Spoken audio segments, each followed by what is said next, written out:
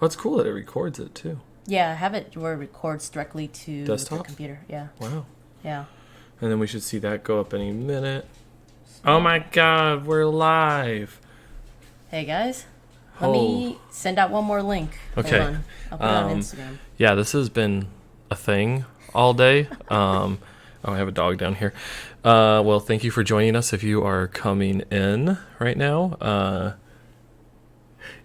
Wow, actually, does it say we have 6 watchers? Why are there 6 people watching us? Hi. 6 people. So. Hey, Andre. He's one of the guys that sent What's up, Andre? Yes, I remember. There was a lot of portfolios that were sent in. Thank you, guys. Thank you for joining us on our first ever portfolio review session. We are getting used to live stream setup. This whole system is maddening. We have our 6D Canon camera aiming at us. That's why the footage looks amazing. But that was crazy to set up. Peggy's been doing this all day, so she should get a round of applause. That last bit was crazy. Yes. Anyway. But yeah, we spent like the last 20 minutes trying to get our sound to work with some of the people we're going to portfolio review, like Brandon Roberts in just a little bit, but it didn't work. So we're just going to call them in through the phone and have it play out loud. Yeah, old school. Yeah. Let us know, too, if you guys hear any sound problems, because that is, like, the biggest issue we've been having, which is the sound. Yeah, and there's a creature in the background that you're hearing. Its name is Janet Ung, and it'll pop in once in a while.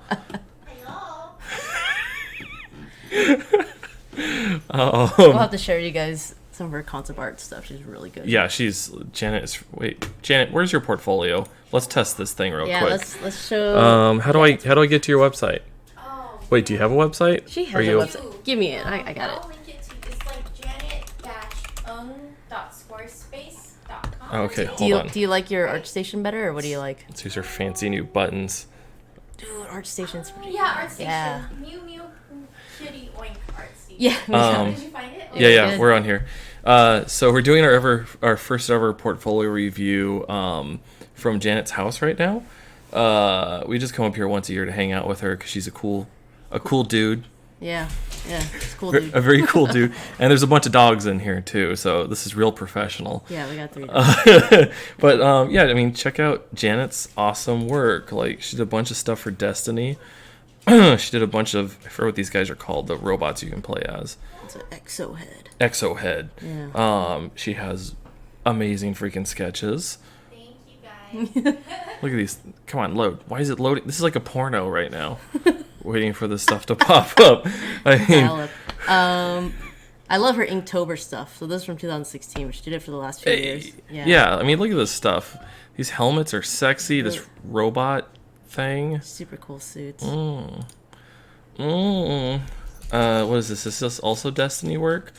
I wasn't expecting it to go this slow, but yeah. I mean, well, look, we're just giving you an example of Janet's stuff because her stuff is awesome. She never gets to show it. I'm always like one excuse to show her work. This one, I mean, if you think about her stuff is AAA work. Yeah. So she did work for Destiny. I mean, Halo. We got Halo. Is this Halo 5 or 4? Halo 5.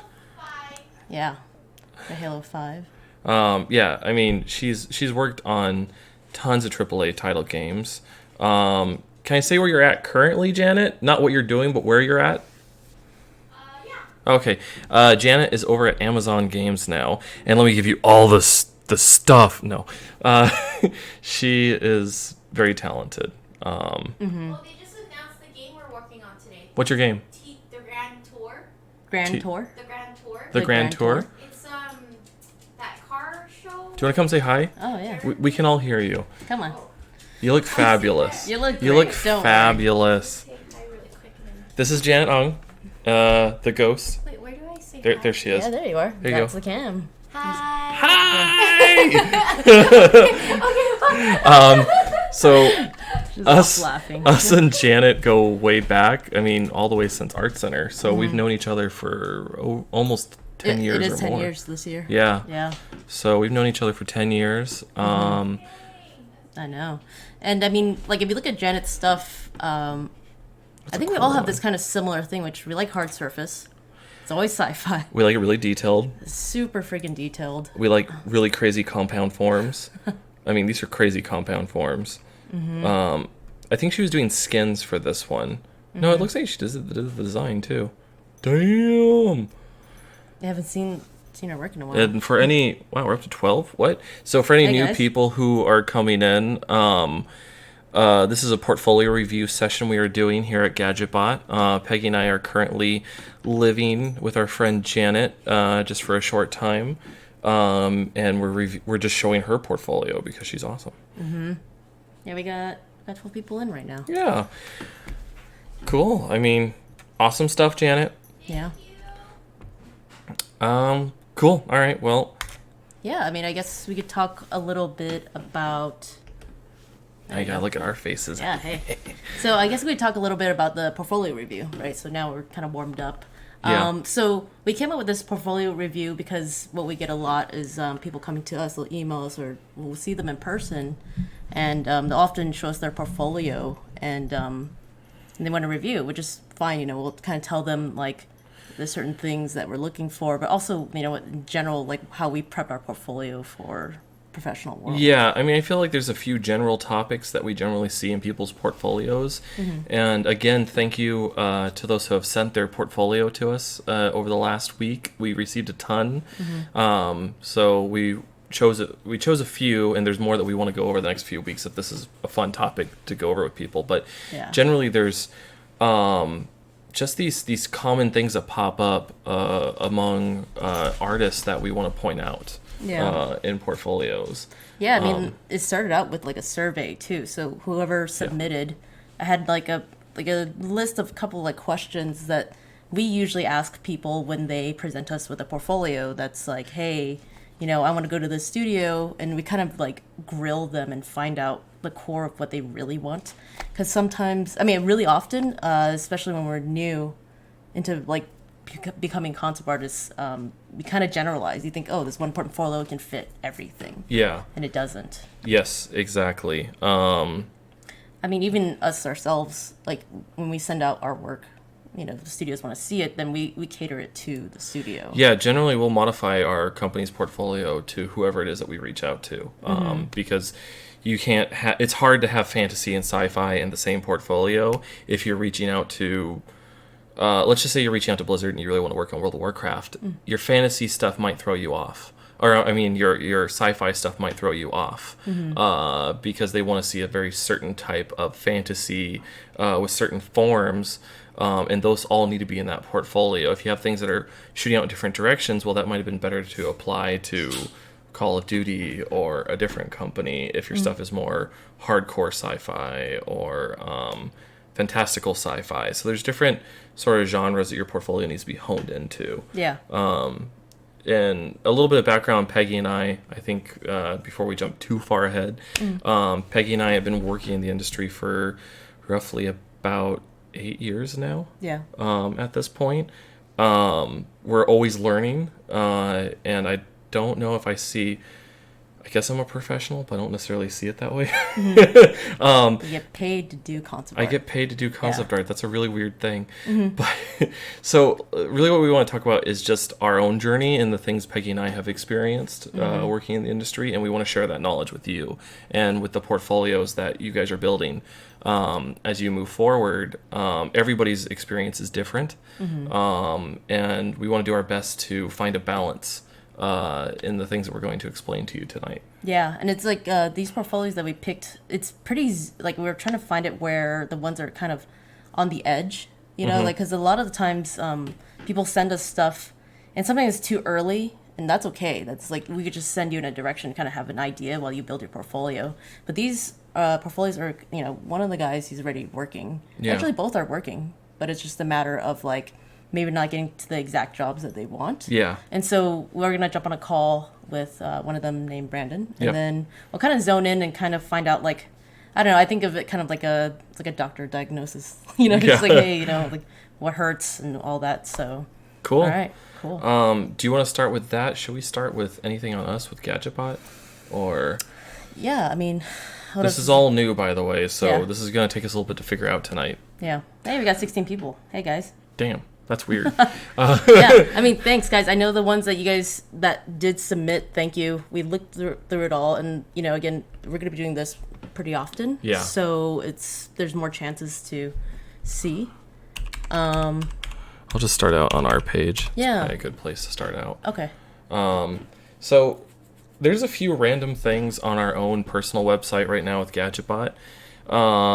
Like we have Kydra up there. This is because we have our own intellectual properties that our company has been developing, so those things sit up there. But generally, we try to keep a very realistic tone to everything that you see that's on the Gadget-Bot page. And obviously, Gadget-Bot is more known for its tech, but we do a lot of environments, we do a lot of props, we do a lot of different types of photorealistic things. And so, like, for an example, when we get into stuff like Jurassic World here, let me zoom in, hopefully I don't crash. Nope. Okay, that's not good. Let's not do that. So we'll just look at it from afar. So Don't break it. yeah. So a lot of the stuff that we have on the Gadget-Bot page itself is generally all photoreal, and that is by design. Peggy and I have done a lot of stuff that's animation driven. We've done stuff that is fantasy. We've done all sorts of things. Yeah. But generally, the stuff you see that's on the Gadget-Bot page is what we are looking for in terms of jobs most of the time. And so just going back and forth all this, like, there's just a general theme that exists here, like setting up photoreal textures, forms, things like that when this thing goes off to get 3D modeled. Especially since this was done for Nissan, it had to reflect different forms from this vehicle. And then finally, it gets 3D modeled by Bipolar, who did all the VFX here. So it's just keeping that general theme going throughout the entire site. Yeah, and a big part of it is just like there's a lot of things that we do work on that is like sometimes animation or other different types of topics, but we don't necessarily show them. Yeah, exactly. So again, this is all just focusing on what it is that we want to do at the end of the day. And again, stuff when we have this in here, I wouldn't suggest stuff like this for your own portfolio right off the bat.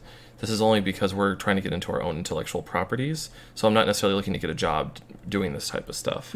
This is just launching what our company does. Yeah. But for your own portfolio's sake, I would keep it along whatever lines you're looking for that portfolio. Did you want to dive into a little bit of like what makes it, or when we go through with Brandon, but what makes it photoreal, like, or what's like kind of the things that underlying thought process behind it? I mean, photoreal. What do you want to say? Sorry. Well, I mean, I think the Jurassic World is a great example of that. Yeah, exactly. I was going to start with that too. So the good thing of the Jurassic World stuff is it's very grounded. It's not overly detailed. All we're really focusing on are man-made elements in the space. Obviously, it's fantastical because we have dinosaurs and we have all these creatures and we have all these crazy things going on in this world. But they're all man-made at the end of the day, and they're all man-made in this current era. So everything in the Jurassic World, when we were designing the park elements, when we were designing like the dinosaur cages, all this stuff, it had to be feasible from today. So it's concrete, it's steel, it's bolted, it's welded. And so these are things that, for a pretty big dinosaur, it's easy for it to break. And so if we want to make it stronger, well then, these humans were compounding these elements. Like you can see that each of these concrete elements were being slotted on top of each other. And all we're trying to state here is that it has a very realistic vibe to it. Yeah. Now, when we go to something like, let's say, Ender's Game, all this is feature film. And the reason why I say that is there's a general theme going on here, is that when we go to Ender's Game, everything's extremely detailed here throughout all the designs that you're seeing. And that one in particular, if you go up a little bit, This one here? because you have to hand it off. Like, Yeah. really, it's handed off to the VFX Well, team. and this was handed out multiple times. Initially, this image you see here was built by another artist named Paul Osimo. He worked on, me and him both, along with Ben Proctor, worked on the designs for the vehicle. But then he did a lot of the 3D work here, and then this was handed off to me, and I had to paint the entire thing up. And so it had to be painted up to this photoreal quality. And what do we mean by photoreal? Photoreal to me is basically like strong compound forms, understanding construction of how things are built, and making sure things don't necessarily go too far outside of their means. And there's also proportions. Proportions are huge, right? Yeah. Like, it's like realistic proportions. And what I mean, like, things don't go too far outside of their means is, like, when you look at this thing, I don't have too many crazy shapes that are busting out of it unless they mean something. That's the general idea. It's not just a crazy, like, design shape. Like, obviously, there's two massive cannons sticking out the front of the spaceship, but the reason why that's happening is they're both based off of hadron colliders. So we have all this tech that's sitting inside of these forms, and that it helps keep this general realistic vibe going throughout the entire thing. When we start to get to like video games, like some of the stuff we did for Call of Duty, this stuff is all photoreal, but it's a little more stylized, just slightly. And what we're doing is we're taking real world elements. Like, this is all French. Like late 1800s, early 1900s, like turn of the century construction that we're doing for these spaces. So there's lots of bolts, there's lots of compound forms on each of these things. So it's like keeping it realistic within each of those genres. But then, like, when we go to sci-fi, it's made up. So really, your imagination is your own guidelines here as you're moving forward. And I give like a note on, like, if you're looking at this image here of the ship, I mean, the forms are pretty crazy. Like, overall, the silhouette, it's pretty intense, but it's the scale of the material that makes the difference. Exactly. So like the one of the design premises behind designing the interstellar carriers for Ender's Game is that they're based off of oil rig platforms, and that's why we have a lot of open areas throughout the vehicle, is to show that the scale of this thing is the same thing as an oil rig platform. You can see the grading, you can see railing, you can see the structure of this entire thing, all these little bits that are going on the inside of it. And that's really important in order to help sell photoreal, scale, all the things you need in order to help this thing feel like it's actually in a real space. Yeah, and then one of the people had asked in the chat, why is the film stuff so detailed? Like, why get it to that level?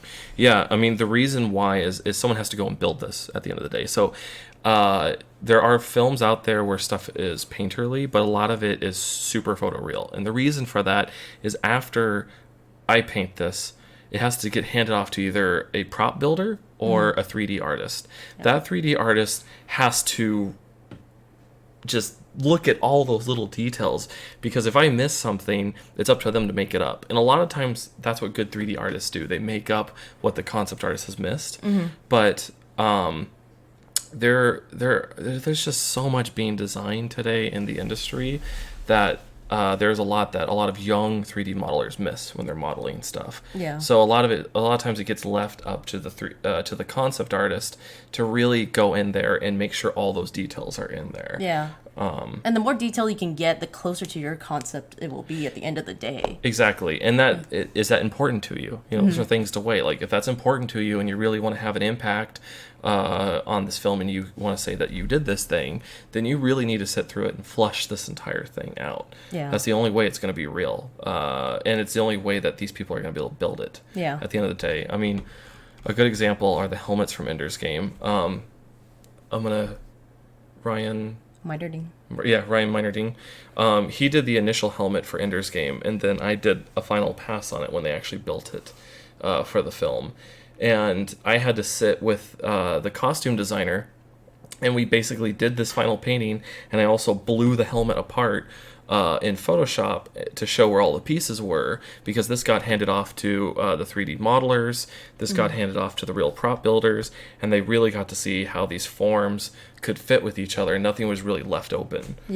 Ended. Everything was thought out. And even then, once the 3D modelers got it, they had to figure out how fans fit inside the helmet, how batteries fit inside the helmet, because these things were so tight-knit on these kids that they needed a way for them to feel cooler while they were inside the filming space, especially with all these lights. I mean, we have 2 lights on us right now, and it's hot. It's really hot. Like, imagine what that's like being an actor in the space. So all we're trying to say is it's important to put these details down, because it helps you stake a claim to that design that you're doing for the film at the end of the day.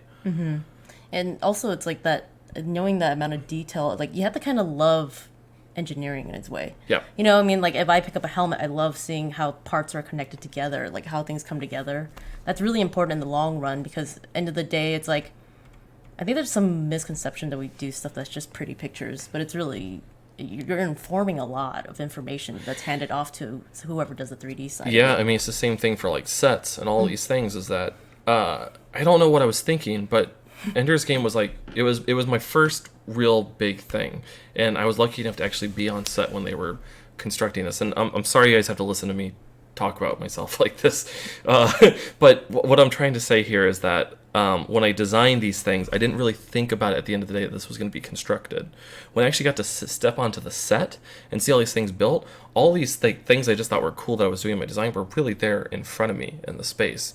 And so it made me stretch my imagination even more moving forward on other designs I was doing because I realized I'm like, oh, I really need to think about this form and think about where these bolts are going to go because these designers who actually build these sets at the end of the day are going to basically they're going to look at everything in such detail on my image. They're going to build it one-to-one. Yeah, and I think that the thing that we, you know, a lot of us don't expect, but it's like you learn over time, which is, for example, this image, they only have these two to work off of, right? When they're building your set. So it's like if Robert does like a little line, or if you do a little line, you don't even think twice about it, but somebody else is actually zooming in. Yeah. And trying to figure out what that is. You have the set planners, you have the set dressers, you have the set builders, you have all these people, and they're all just taking this image and they're constructing off of it. I mean, for an example, like this planet image, that's pretty painterly actually, and that's because they used other programs like Houdini and stuff like that randomly generate the surface of this planet, and they get some of the design elements that I have here, but there's so many little details that need to pop up that Houdini will create textures and things like that across the planet's surface that look much more photoreal than someone actually matte painting and going. I mean, matte painters will make it look super real too, but sometimes certain programs can take it further than what the artist could do. And I would say, for an instance, like with the planet here, Houdini could take it further. But then, like with a lot of the other set dressings and those spaces, the artist really needs to sit in there. Yeah. Am I sticking on this too long? No. I think it just helps for us kind of like a context of where our mind is at when we're like looking at all this. Yeah. Let's see. Do you have any questions? Looks like Andre was asking, what's the workflow for these usually, like from the idea to final painting? Idea to final painting. Trying to think. We don't have a lot of that up here anymore. I mean, like, I guess we don't, because, you know, end of the day, like, the image is kind of the image. You know, I mean, there's not like that many little sketches that lead up to it. Yeah, and sometimes there are, like, trying to think where I have this stuff. Oh, you know where I have it? I have it on ArtStation. I'm not signed in though. Hold on. Gadget-Bot. Is it? We got it. All right. Yeah, cool. you can switch us back. I I love this button system. Let's see. Do I not have it up here? Oh, there's parts they built though. Yeah, I mean, I can show you examples of stuff they built. Like this was the actual painting that I did. And then this is what they actually constructed at the end of the day. So you can see it's pretty damn close to what that painting is. Yeah, look at that. Yeah, I mean it's almost one-to-one for the most part. There's a few things that they changed, but like even this little image you see down here, which the actors are in, like, you know, that's this concept piece here. So it's all generally like pretty close to matching. I think I might have. Oh gosh, we need to clean up our ArtStation page. Yeah, it's getting kind of messy. It's been a while. Which image are you looking for? I used to have the sketches of the sets and stuff and how they were built, but I don't see them. You know what? Oh, good. Yeah, click on that, and then just click on Gadget-Bot Productions. Yeah. That'll get to the main page. Yeah. Anything there? No. Still the same. I mean, Okay.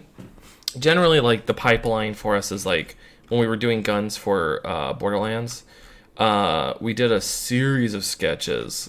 Initially, you know, we did these 6, and these 6 you see all had different barrel designs. All we got from them was that they wanted the sniper barrel to be able to spin when you're shooting, and so we did different versions. We put it in different places, but they really were attracted to this sort of ball bearing shape on the barrel. And so that then went into 3 more sketches where we did variations on top of that, of how that could look, where this thing sits, how the form is different. And then it went into final 3D build and then draw over so that the details were precise. And we only did 4 guns, I think. And then their algorithm, the way it works is it generates billions it's like a ridiculous number of how many guns they have in Borderlands, but they're all generated out of these 4 guns that we designed. And they're just scattered everywhere in the world. So that's kind of the process. Is you'll do your base sketches. These are more for yourself than anything. Sometimes you'll share them with your art director, especially for a prop. They will want to see those sketches, but a lot of times with environments, I do those sketches mostly for myself, and then I jump directly into like photo bashing or something like that to get the general shape down. Yeah. And then I'll move into 3D and build out that whole space. Yeah, I agree. There's a question from Nicholas. Sorry, I missed it earlier. I'm seeing it now. Should portfolios be separated into game or film? Do you think they should be separated in that way? I mean, it's a huge umbrella we're talking about here. Yeah, I mean, I think you need to look at who you're applying to. Yeah. Like, if you really want to work for film, you really need to have a certain photoreal portfolio. There's really no way around that. And then you need to start reaching out to people, and it can take a while with film. It can take a year or more to really get a contact that will maybe push you in to the film industry. Yeah. And a lot about the film industry is establishing trust with people, because it's kind of like gypsies. Like, you're being hired project to project to project, and every time you get hired onto a project, it's a completely different set of people. There's just usually one person there that you knew from the last film that came over with you. And so they have to trust you. And so it takes a little bit to build that trust with those people. And so what I'd say is build your portfolio.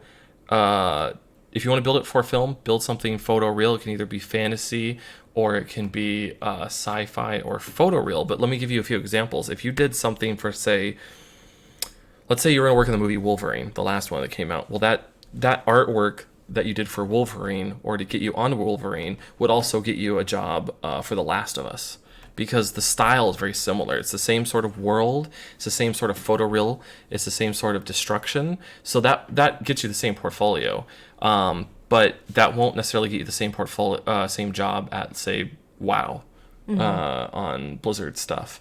It's important for your portfolio to kind of match whoever it is that you're going to apply to. Yeah, and I think maybe like part of the survey question, I think for next week, I'll have it zone into more specific studios. Yeah. I think that will help a lot, because I think, like Robert said, it's like a certain game studio kind of look does work for film as well. So Yeah. it just depends.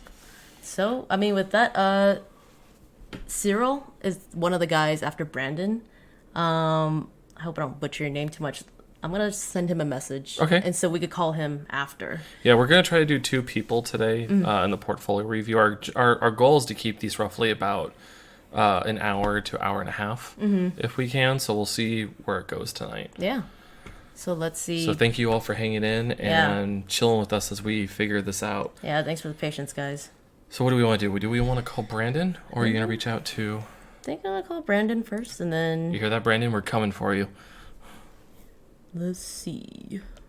Am I that interesting? Hello. Hello. I'll whisper sweet nothings to you all. How are you all? It's like MSR. That MSR stuff is so creepy to me. It really is. I like the combination of the mukbang and the ASMR. The mukbang. So they're just eating a shit ton of food. Then you just hear It's like, just it's like, why? That really pissed off Astrid when I made that. So, what's up, dog? She doesn't like... Here, let me see. snacking. Astrid, come over here. Come on. Hop up. She's been very good today. Pop up. She's just... Oh, she's so sleepy. All right, Brandon. This is Astrid. So, for those who are just joining us, we're going to have to do it where we just straight up call, because there's some like issue here with OBS. So, we're going to have to do it this way. We're still Hopefully getting our you can hear system figured out. Yeah. But next week, everything will be working properly. You should be able to hear Brandon, though, through the... Hey, Brandon. You should be... You guys hear me? Yeah.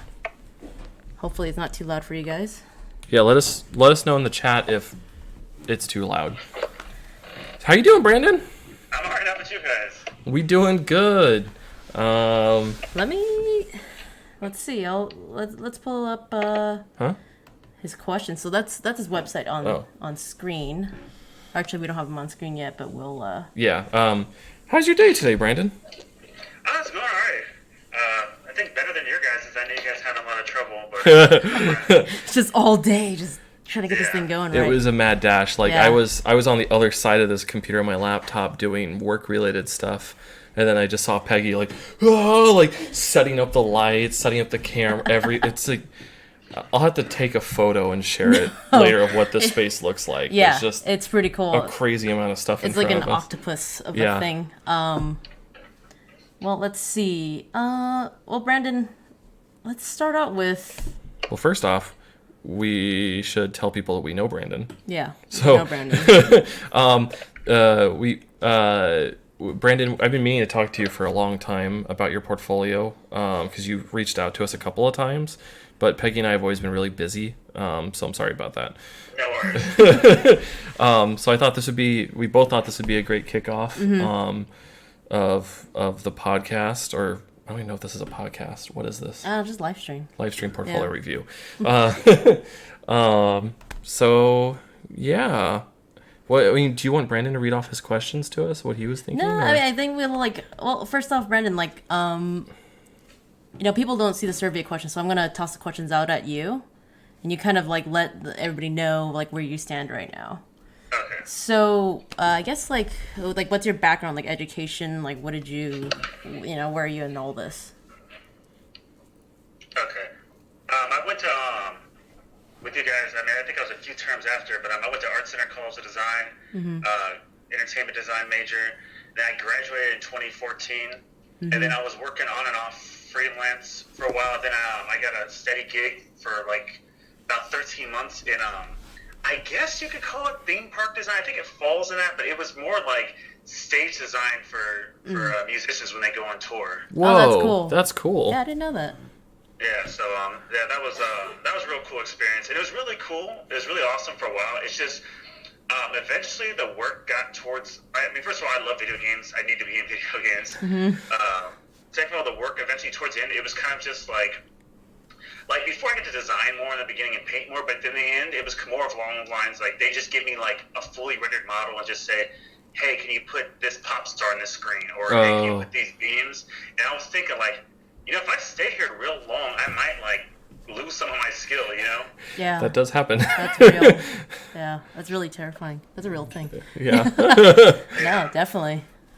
Been there. Are you still there, or are you somewhere else now? I'm not there now. I mean, I've just been really working on my portfolio lately. I mean, I have a few interviews come up at a few random places, but I still just they're still in the same field, more along the lines of theme park. But yeah, just video games. I mean, specifically, I know you guys already know Treyarch. I love Call of Duty. It's my favorite game ever. I buy it every year, no matter how much people complain about it. Every year I buy it. Even when I complain about this, I hate these changes. I'm gonna buy it though. Yeah, it's fun. I mean, it's always a fun experience. Yeah. No matter what it is, it's weird. Yeah. They got that hook. They know how to I make don't that crack. Yeah. It's the worst one is still to me better than most games. So Yeah. They have a lot of talented people. Yeah. yeah. Really awesome. Okay, so you kind of you're hitting a point where it's okay, so let's go back a little bit. So you do the theme park stuff, you can't show any of it, right? The portfolio pieces, or do you not want to show them? I can't. I mean, I have maybe one thing I could show. I mean, maybe I could send it to you guys. Oh no, I mean I'm just saying in general your experiences that you generally, can't yeah, really a lot show. of stuff I can't show. Yeah. Unfortunately, stuff that really cool stuff that just never took off, or stuff. Tons of stuff like that, but unfortunately. And are you stuck in this cycle where you're working most of the day, so you're not working on a portfolio that gets you to? I was like that, so then I stopped. Eventually, I'm working freelance now, but I just stopped taking work for a while just so I could work on my portfolio more. Yeah. Okay. That's great. Yeah, I feel like a lot of people are in that cycle. That's why I wanted to bring you Yeah. up, because I feel like there's a lot of people in that same exact cycle where they're kind of working, or they're working, but they're not working at the stuff they want to work on. But then you're stuck in a loop because you don't have the time that you need to work on the portfolio. It's you have to. Yeah, it's real. Yeah. I mean, the stuff that I tell other people that are working a 9 to 5 now is that you do have to work at night as well. Yeah, on that it kind of portfolio. never stops. Yeah. Yeah. Yeah, we barely ever take breaks. Let me you guys keep talking. Let me switch this over so people can see Brandon's portfolio so that too. would be that one. That one? Oh, okay. There you go.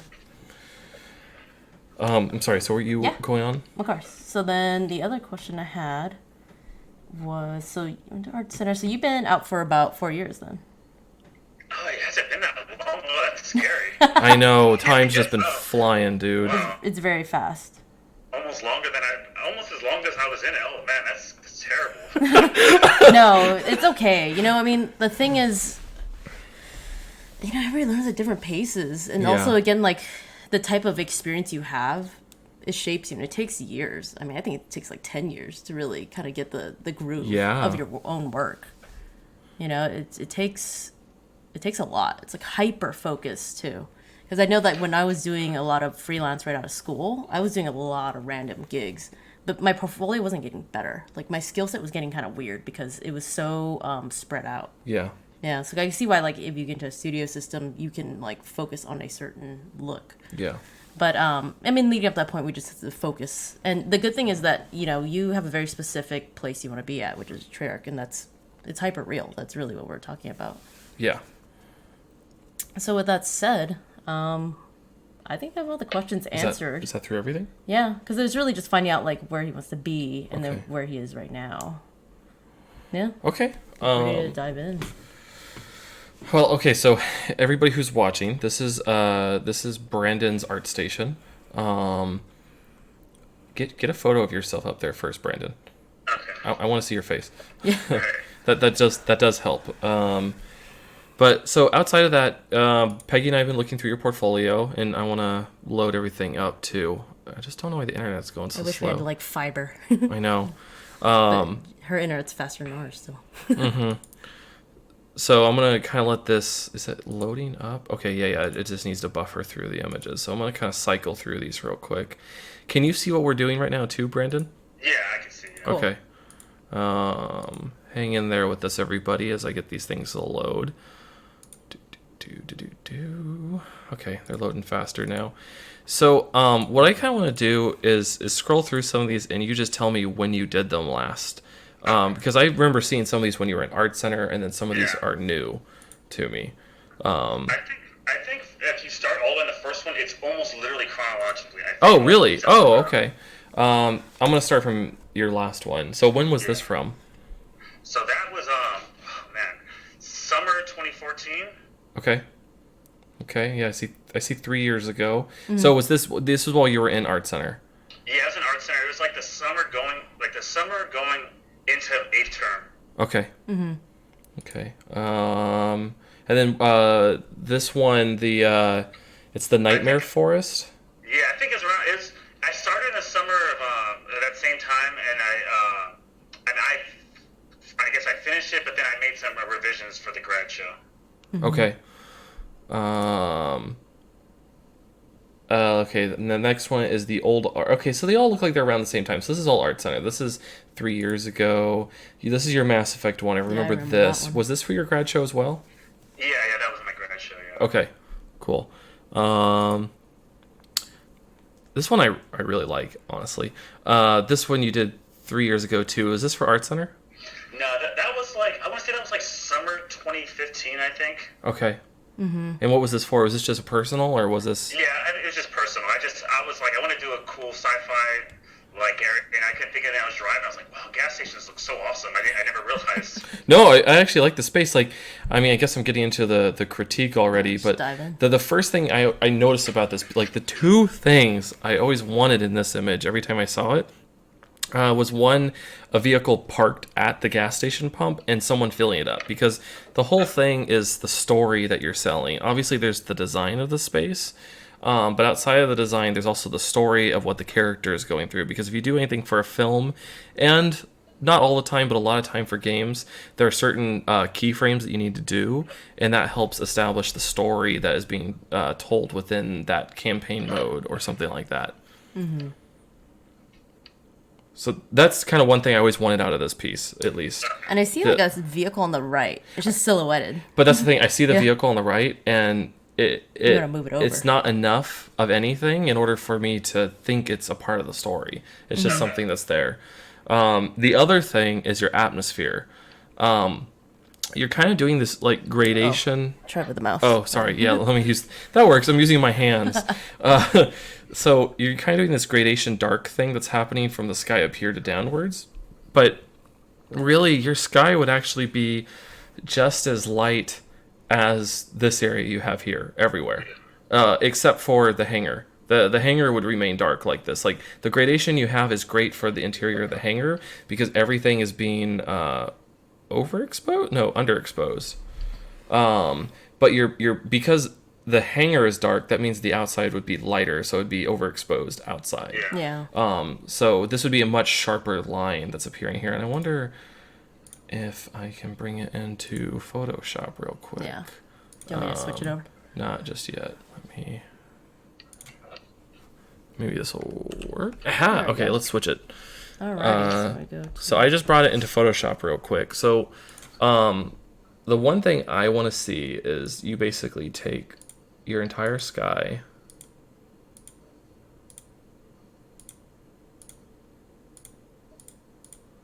Do this a little messy. See, this is when we need like a... Oh, man, that's the next thing we need to program is like a button that allows us to play some music. Oh, you have music playing. But you know what, though? Sometimes they copy strikes with the music. Yeah, that's true, but there's certain stuff you can play that... That's true. Isn't that way, though. I'll find something. Next time.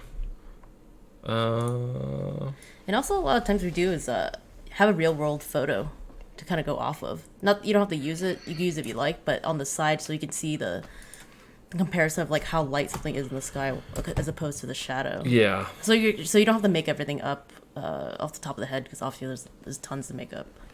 So I'm just trying to pull a little bit away down here.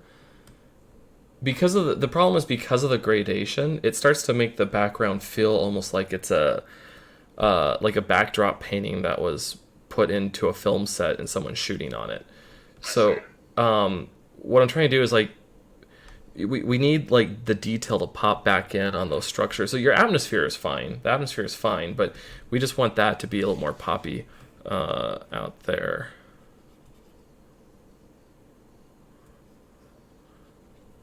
Yeah, and Pull back real quick, huh? it's like based off what Robert was talking about earlier about like wanting to drop a vehicle in. The reason why is like if you look at the building in the back with the sphere and the gas station pumps in the front, they're competing right now for the attention. Yeah, I mean the other thing I do too is it looks like it's a sunset, right? Mm-hmm. Or sunrise, one of the two that you were doing. Yeah. So that is totally cool. Just give me a second.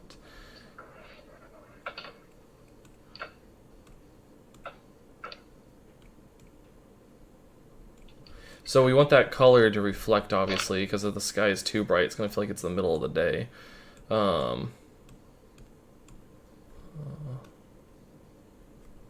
It's way too strong, but...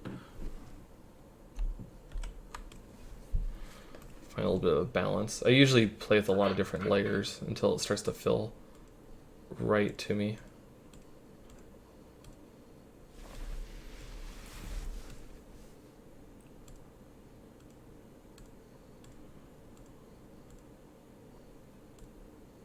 And then let me try to do one soft layer. I hope you guys don't hear me breathing too much. You can't. I'm like, No, I can't hear you at all. I think it's fine. Yeah. If anybody has any questions, feel free to send them in right now because we're kind of. Nicholas wanted to let you know that your beard hair is awesome. Thank you. This is cleaned up. This is me tamed right now. You should have saw me like a couple of days ago. I look like a fucking wildebeest. I think Hagrid. Hagrid. I did look like Hagrid. I don't know, man. I get so like tired of everything I'm doing. Like, I just don't cut it. Mm-hmm. Well, the thing is, your beard, like, your stubble grows within like an hour after you shave it. Yeah, like if I shave my entire beard, I will have a really strong 5 o'clock shadow by the end of the day. So that's why I just kind of gave up with shaving, and that's why I have a beard. inherently lazy. No.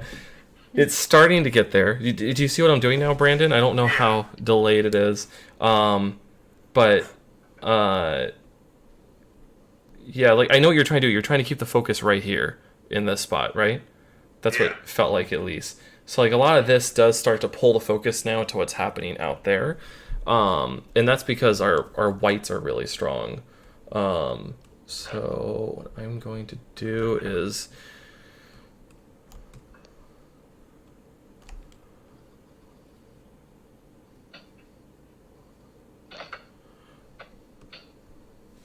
Yeah, so you can see what you're doing. You're just trying to like value group Yeah. everything in the back and trying to pull that out a bit.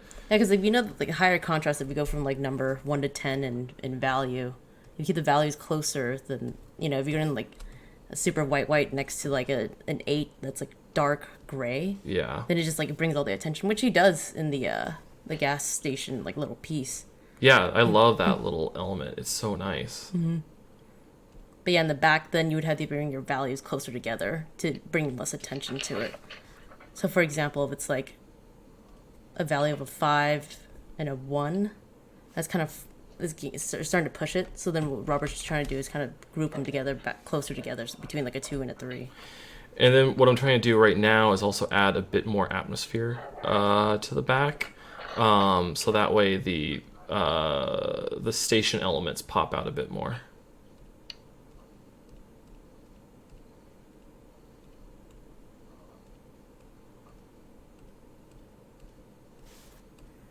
I've gone dead.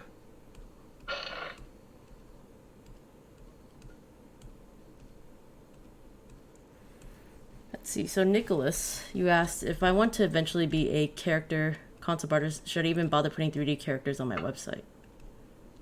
What level 3D is he talking about? I make game ready models, but also concept. Yeah, I'm sorry. You go for it. I don't know, Nicholas. Can you just give us a link? You just throw it into the chat. We'll take a look.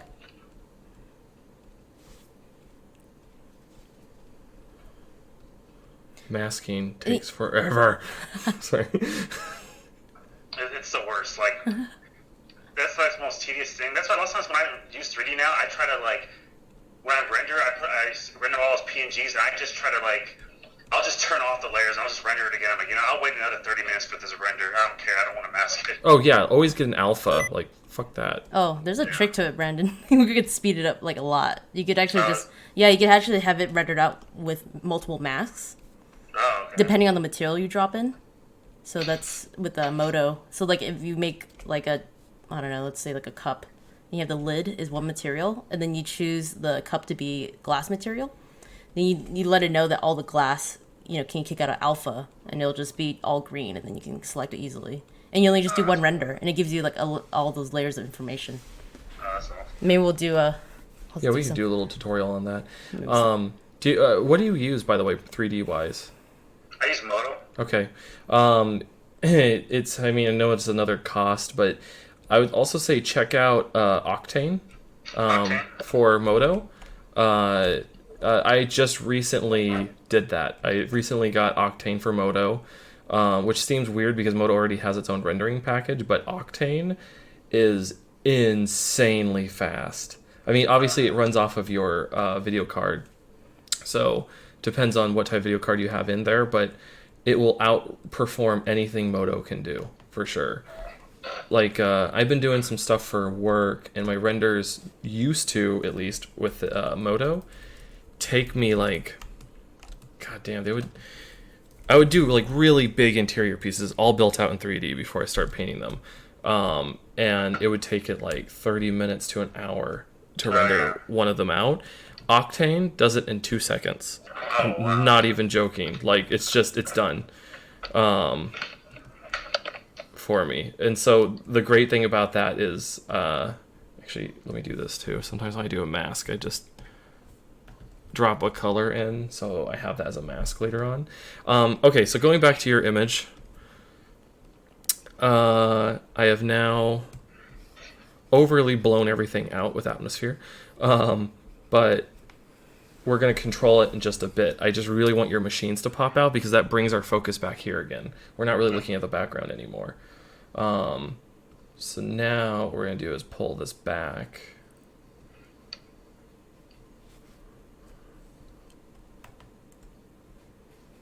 Let me flip it back to its original.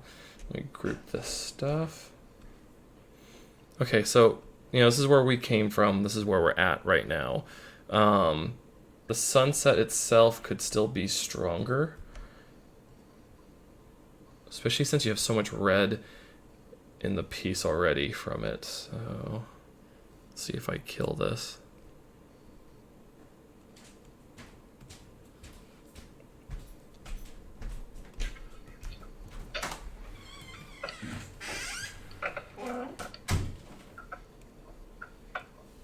Oh, Nicholas, I took a look at your site. I saw what you're saying. Yeah, I see you have like a 2D side and a 3D side, but to me they're drastically different between the two. But the topics are similar, but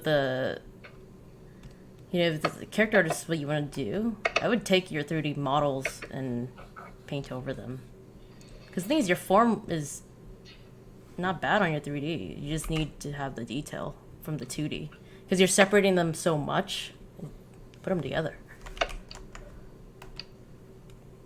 Because when I look at it, it looks like, off the bat, it looks like you do 2D art, but also you're a 3D artist. Like, game ready, as you said. And it depends if you want to do that. It's up to you.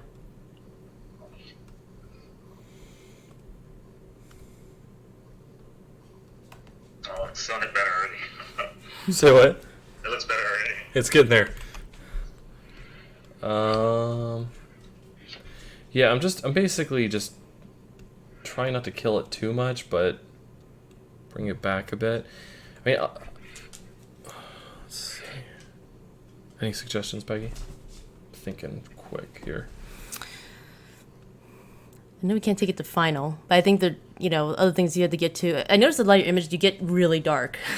Like, I feel like you're trying to hide on this stuff. And I get bashed on that as well early on when I had portfolio stuff sent in. I was told, like, I can't see the details in your shadows. So I would just let a little of that come through. Because a lot of it's, like, it's really close to black from what I can see on my screen. Yeah. Yeah. So that would just be more like bounce light coming back up into it. And the details, kind of like the detail you have on... Because I see there is detail in there.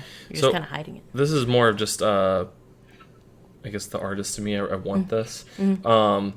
I want the atmosphere over here on the left, but I don't want it over here as much on the right. So I'm going to start pulling back the atmosphere over here. Mm-hmm. Yeah.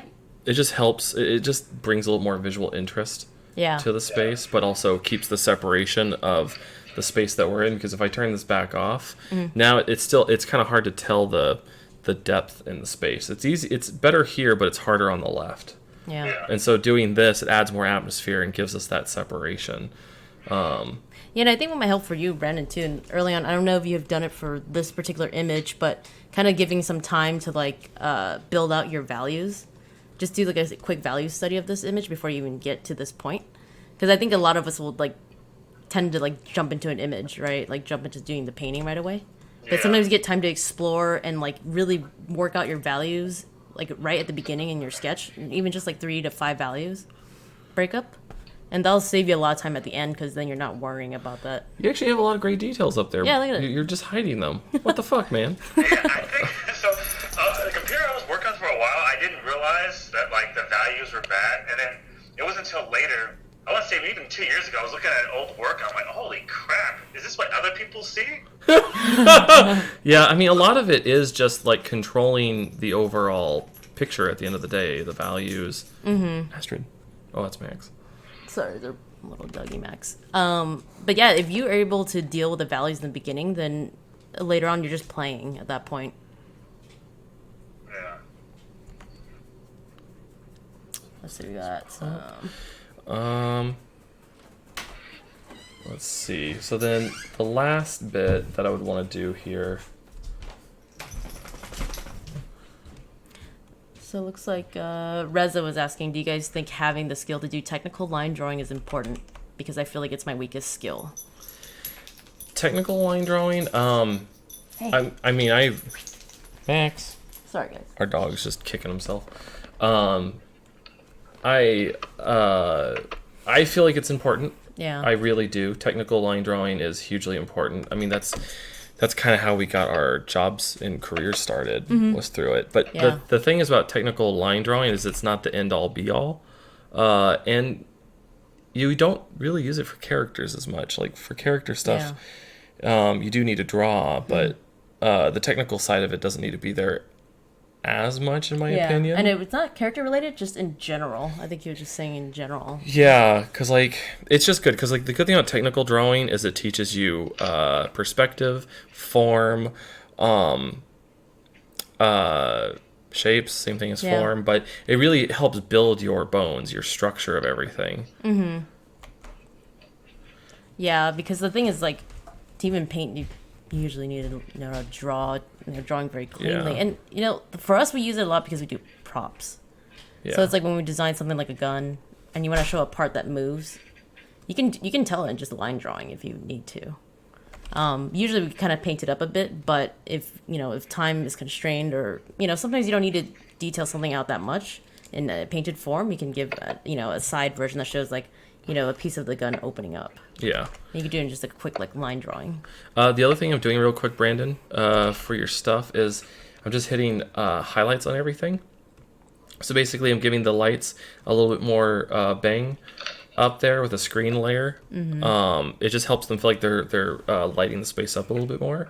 And then for your pillars, I'm having a little more of an orange glow come off of them since they seem to be getting hit pretty strongly by the sun.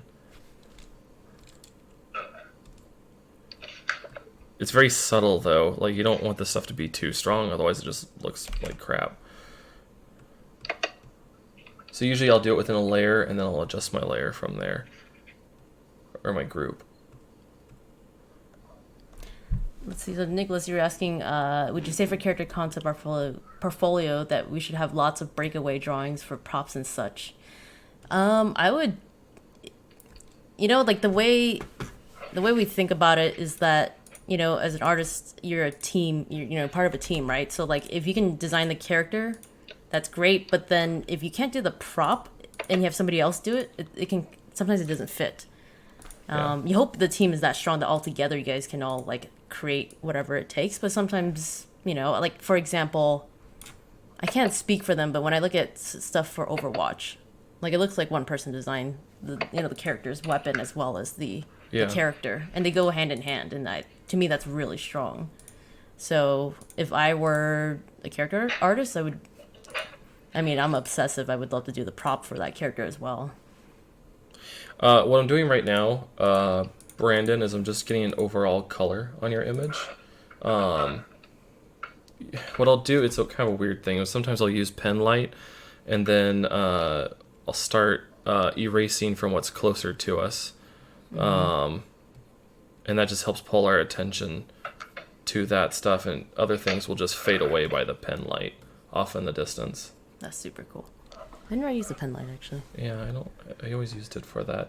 Yeah, and then nice. I'll do one more color adjustment. So usually at the very end of an image, I'll do like an overlay of a single color. So like once you get all your blues and everything in your shadow, but that one single color kind of helps add a cohesion to the entire image. Yeah, it's like a little wash. Yeah, it's a wash. So I think... Do you have any notes, Peggy? I think other than later if you drop in a vehicle, that would help, but we don't have to dive into that too deep. It's just a matter of like designing out a vehicle and dropping it in. Yeah. Especially if you're going for, Treyarch Call of Duty kind of look, what kind of vehicles they throw in there, so I would just kind of follow along that. This sky is after I added those colors now, it's a little too punching to me in some areas. So what we're going to do is actually just adjust the group layer, and we're going to pull back a bit in these areas. Nice. So let's see. Reza also asks, is it better to practice with pen and paper or Photoshop? I'm addicted to Control Z. Control Z. That sounds like a really good shirt. Addicted to Control Z. Yeah. I only do things in Photoshop now, but we trained in Art Center with just ballpoint pen. Yeah. And that was it. We would, Brandon, you too, like with Viscom, there's no pencil sketching. It's just a pen. A pen and you go. Yeah. So I would say like it's best to limit yourself first on doing undos, because undos, you end up doing that a lot later on in your professional career, but early on when you're learning, I think it's good to practice on getting that memory muscle down as you're drawing technically, so that way you don't undo a lot, because the more you undo, it slows you down in your process of developing. Yeah, I mean, a lot of the times we talk about like efficiency. You know, like early on, it helps to have that discipline of being able to not use Control Z. And the thing is, you know, I wouldn't say just stop using Photoshop in general. I mean, just like in the morning, if you can do some sketches and just do them in pen. Yeah. And then if you think about it, you're getting better at getting your idea out quickly, right? Because if not, like, an idea can come out in 5 minutes rather than taking 30 minutes when you're in Photoshop and you're like, oh, Control Z. And you're like, oh my God, Control Z. Because I've been through that cycle too. And, you know, to me, it's kind of like, I don't know, it's like foundation. It's kind of like I'm trying to think of a better analogy. I don't know. I'm not thinking about it. I don't know. Can't even think of an analogy. But whatever the case, if you can be more disciplined on paper, and again, it's not tossing away Photoshop. I'm just saying doing even just like half an hour, 15 minutes, whatever, of just like morning sketches that are just pen, paper, and that's it. And even like you get more aggressive with it. You get like marker, you get to like brush pens. Yeah. It'll just make you better overall when you get into Photoshop. Again, you won't be spending that time Control Z. So something else that would be happening in this image, I don't know if I want to take the time to do it, is with a sunset like this, the very far background back here would actually start to get darker. You could do like up the tolerance on that. Yeah.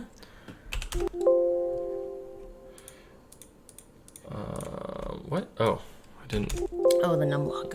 Show that now. Oh, there we go. Bam. Cool. No.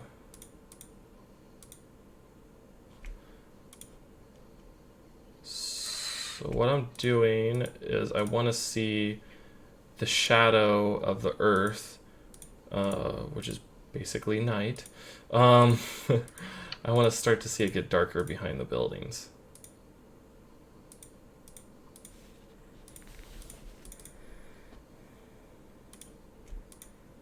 If you have any more questions, shoot them our way. Don't be shy now. Let me see if there's anything that I missed. Yeah, Nicholas, you should really just try it. Definitely go for, you know, model. Well, I would say do a couple of sketches, get them really zoned in on what character you want to design, and then build that 3D model, and then paint over it, and use a lot of reference.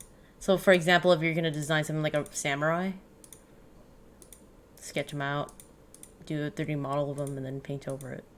But then again, have like a board, and maybe I'll show it to you guys another time, but I usually create like a mood board, which is just like a Photoshop file, and I throw in like 6 to 10 images that inspire what I'm gonna be designing off of, and that just helps zone in, because if not, you're just pulling stuff from your mind, which again, I think the one thing I would like to say real quick about you doing 3D and also concept work, and if you want to do characters, kind of pick one or the other. If you're doing game ready assets, it's really hard to do that and also be a concept artist at the same time. It's not impossible, but the reason why it's difficult is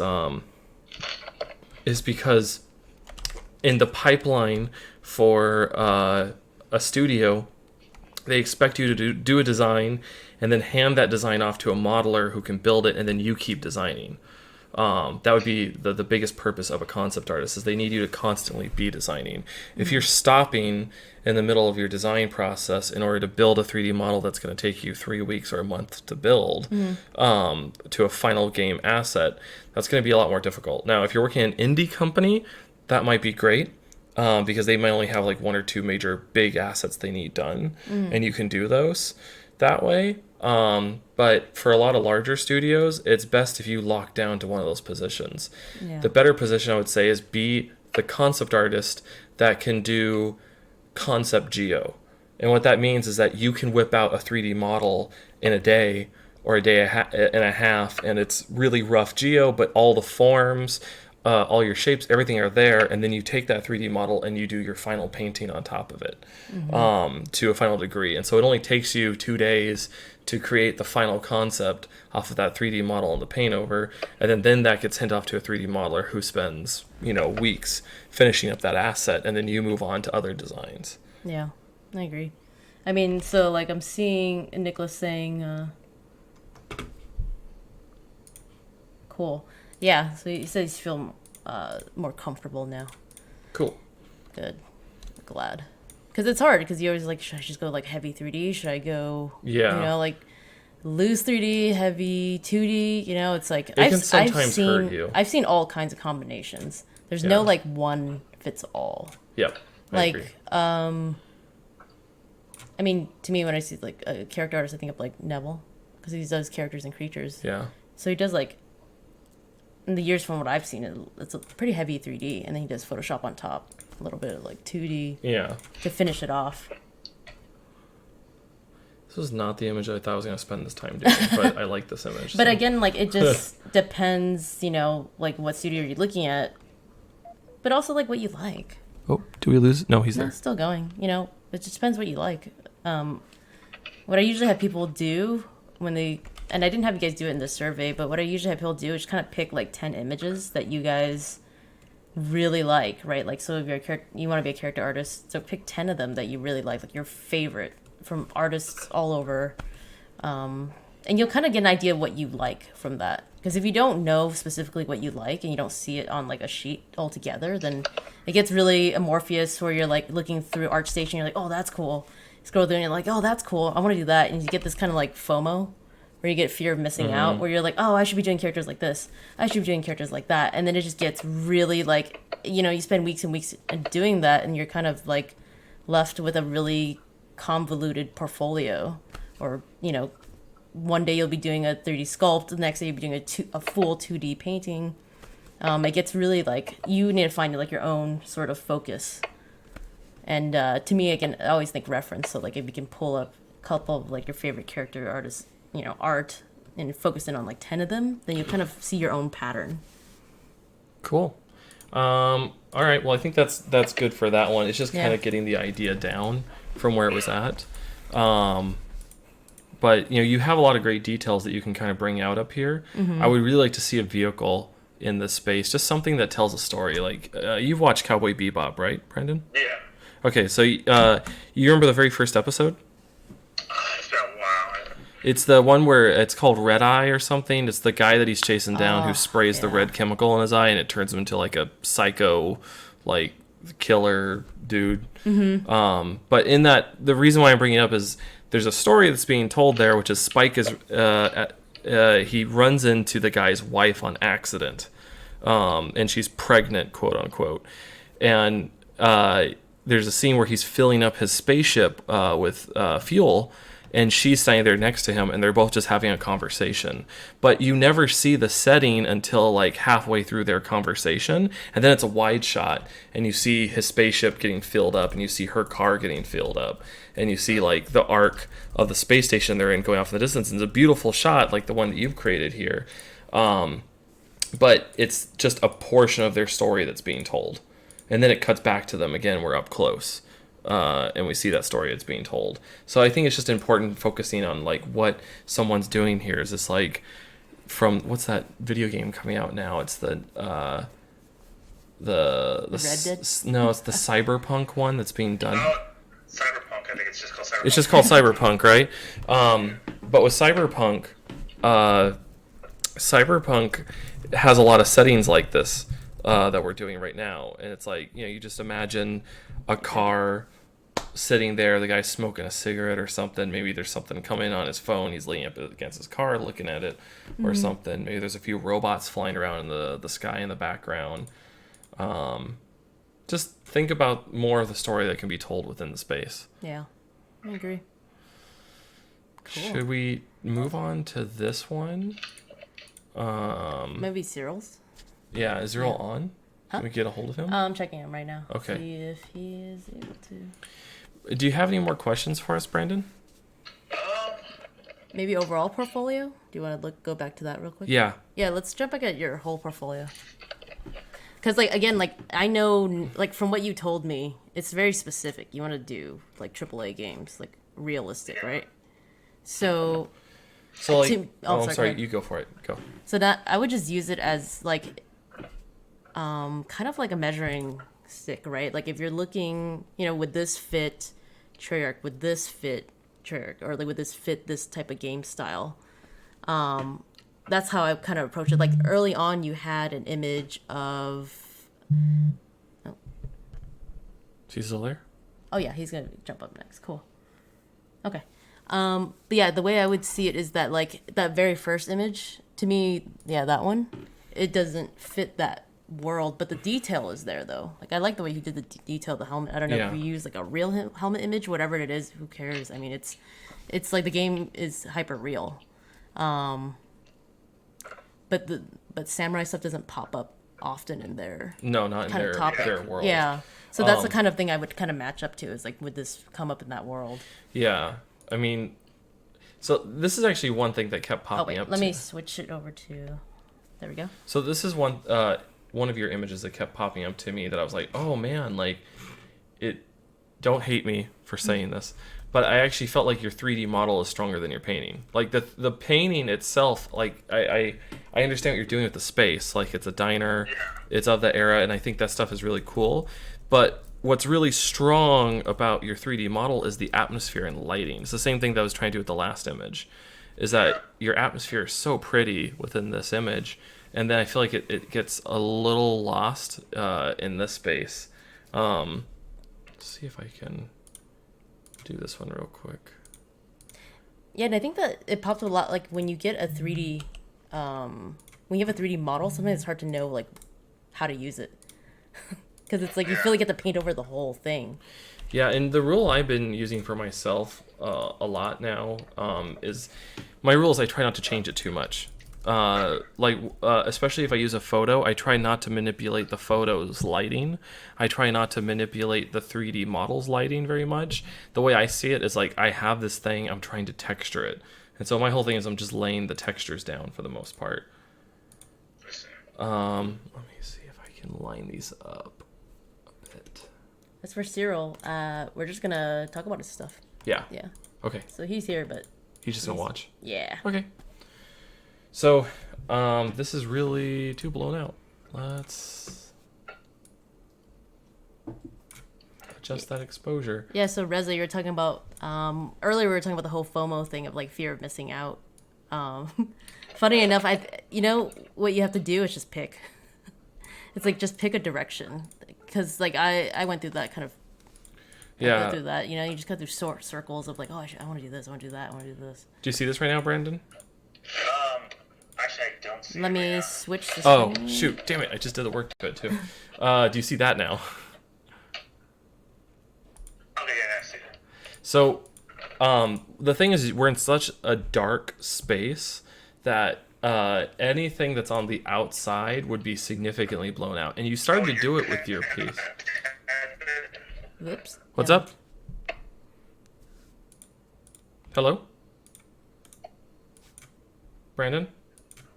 Brandon, are you still there? Did his phone just have a seizure? Oh, okay, I hear you now. Oh, Cool. okay, cool. How you doing? So you see what I'm doing, though? Like, jumping back and forth between, like, the overlay of your 3D file and... It's still going. Oh, okay. Well, I'm just going to keep going then. I don't know Yeah. if he can hear me enough. But, so, like, the things like I keep seeing, Brandon, is I want to adjust the exposure of the image, which I feel like your own 3D model's already done that, and all I did was adjust the levels a little bit in order for it to feel right. The other thing I would do is this type of linoleum tile flooring that you're using would generally have a reflection in the floor. Copy merge. I think we lost him. It says he's on, but I think we lost him. So if you're I can listening... hear you now again. Oh, okay, Great. cool. Cool. So all I'm going to do is reflect a lot of this stuff into your floor because you already have good surfaces. And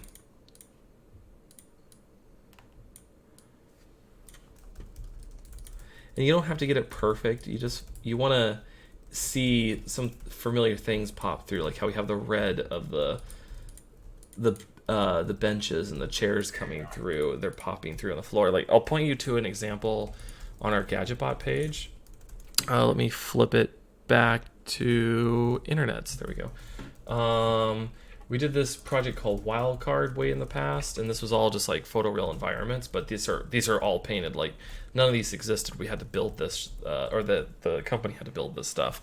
So it's all compiled out of a bunch of photos, and our imagination is just making it happen. So a lot of the things that we're like concentrating on in this space, You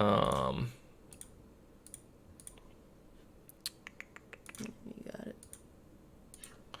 is like how the ground would reflect. So like, the lights up here, they're bouncing in the floor. There's a little bit of a glow coming from the bar over here. Even the table is reflecting a bit too of the lighting. And so I just want to see more of that in your space, because these types of tables would be pretty reflective, like kind of what we're doing here at the floor too. So like if we grabbed him in this whole space, copy, merge, paste, vertical flip.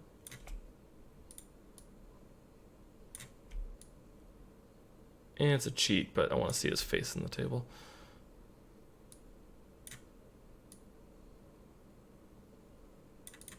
It's not gonna work.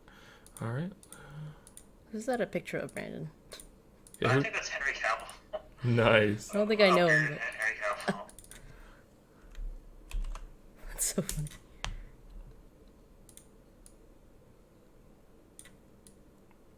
Yeah, so like if we're talking about like photoreal stuff, it's always like looking really closely at materials. As you could tell, it's like that's what Robert's bringing up a lot. It's like materials and because at the end of the day, we get asked that a lot. Materials and lighting are the two most crucial things, I think, with photoreal. You have some of the right materials, I think, on the chair. Like, I'm going to turn that off real quick so you can see it, but you have like cracking happening on the chair, which is great. I think that's fantastic. You have like wood up here that's starting to break inward. But let's go a step further. Like, how long has this place been demolished like this? Like, has it been like this for a year? Has it been like this for 2 years? Has it been like this for 10 years? So every time you add to it, what I would do is add to the space. So let's say it's only been like this for a year. Generally, I think you're in the right direction.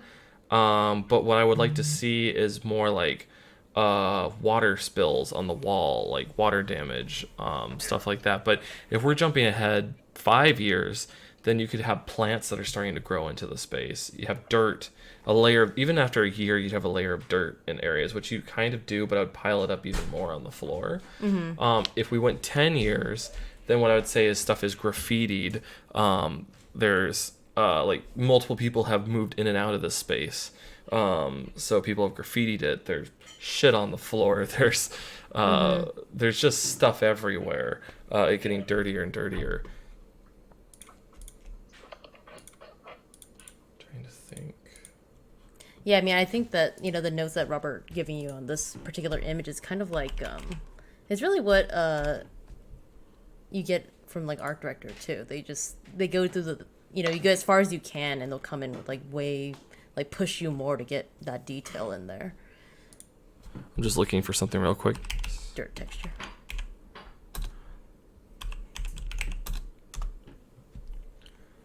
Oh, wait. Yeah.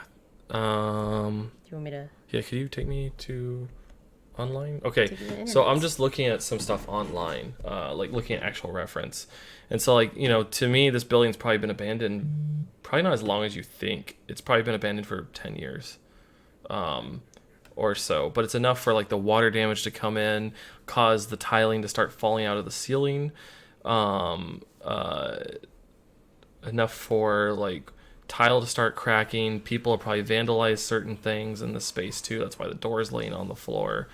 And especially like with the piece that you were creating here as well, like you have doors all over you have that one door that's open right here. So like you could have a door laying on the floor. So we'll just take this guy. We'll go back into Photoshop.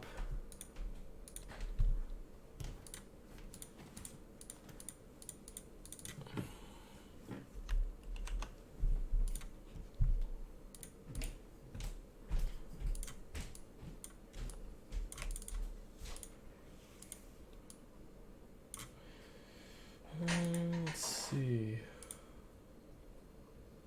I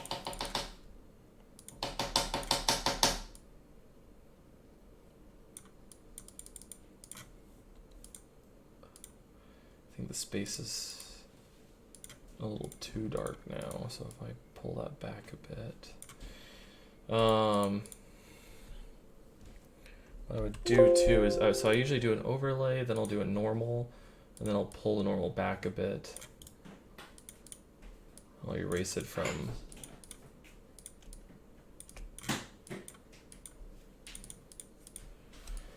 And then what I'll do is I'll just keep stockpiling in the image. I'll keep adding stuff. So like with that door, we'll put the door in there. Yeah, and like we were talking about earlier, which is having to pull some real world reference for your image. You see how nasty it gets in there.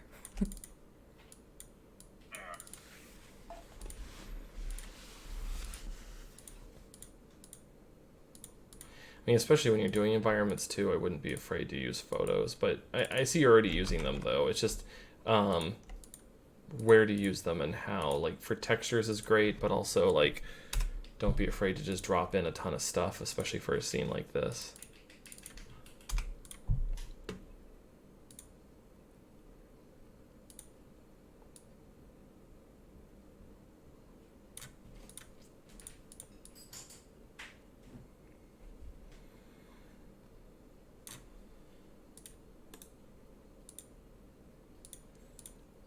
Oh, you know what? That's the other thing that the space needs too. You need to have like chairs knocked over, like a few tables toppled over in the space. It just needs more, like, I'd say put more thought into how things would have been scattered and thrown out in this space. Like you could even have some of your tiling up here dropped out of the ceiling too, like we have in the reference image we had online. So it'd just be kind of going back and forth between these two and dropping that stuff in. Mm-hmm. Yeah, So I agree. I would say overall you're not far. You just need to concentrate on the lighting and the overall thought process of what is going into the image. Like I feel like you're 80% of the way there and we need to push for the next 20. Yeah. I would say that for, again, the direction that Brandon's going, this imagery fits that direction. That It does fit that direction. That's why I said you're not that far off. It's just looking for those extra bits, like the story, the extra bit for the lighting, atmosphere, all those things. Mm-hmm. I agree. Yeah. It's just like, don't be afraid to push it. Yeah. Push it. Do you have any more questions for us? I guess that's it. I think that's it. Yeah. I think. I would say, yeah, like get just like a fine comb through your portfolio and just like, again, compare and see, like, does this fit, AAA hyper realistic games? And again, like if it's a trick, is where you're going to go, then keep comparing back and forth. Does it fit? Does it fit? Does it fit? Because like the way that, it works is that you just fit in the pipeline, right? Like that's the idea, is that you come in and your work should look seamless from the work that they're already generating. I agree. I mean, you don't have to. There's other people that stuff doesn't look like it and they get in, but I'm just saying. But there is like, a certain look that safest... is similar, though. Yeah. Like, if Treyarch is the place you want to be, then look up all the people that do stuff for Treyarch and get your work to match theirs as closely as possible. Yeah, I agree. And you don't actually need that many pieces, to be honest, like portfolio pieces. What I would do is like your newer stuff is definitely stronger. Let me switch it real quick. I'm gonna spend one more minute and then we're gonna move on. But like the big thing about this image that you did is it starts to feel a little too washed out. And I would like to see more atmosphere between like the guy and the robots that are all flying around here on this space. They all start to feel like they're kind of blending into the background. But the robot over here, I can tell he's popping pretty easily from the space. We just need a bit more focus on what's happening over here. Because I'm sorry. I'm sorry, go for it. Well, like you have these yellow laser lights that are lighting this guy up. And so like right now they don't necessarily feel like lights, they feel like a graphic because they're so strong in the space. And so I'd work on blurring them a bit, getting an overall light feel, and then for this guy, like adding some blooms and things on him so he pops, and then making the background behind all of them darker than what you have right now. And then focus on putting a little more rim light around those robots from the lighting that's in the background. And also I think like his 3D model, if you scroll down a bit, had a lot of information there, but it got washed out as well, similar to the other image. Yeah, and like this 3D model is fucking awesome that you put together. So like, I wouldn't actually like fuck with it that much. Like I would just try to look at it and see how could I make this better overall. And a lot of that is just like making sure the atmosphere, like I feel like you just painted over it too much, to be honest. Like from what you created 3D wise.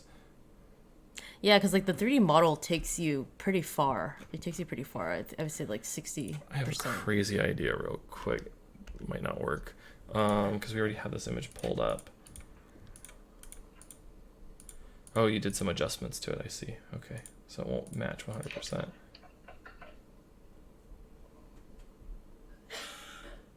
Maybe on like overlay.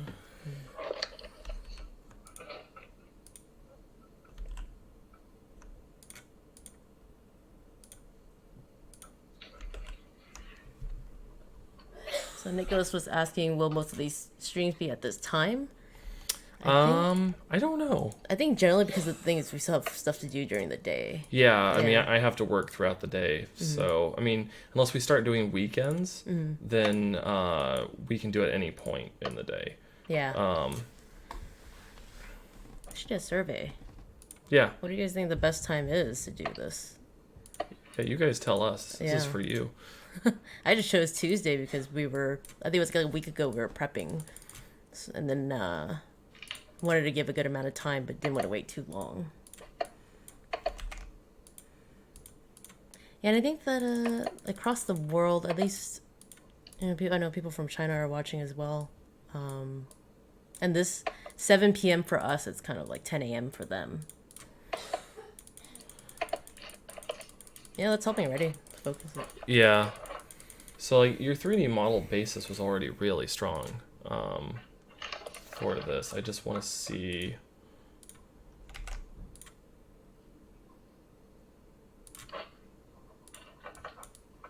It's a bit too strong.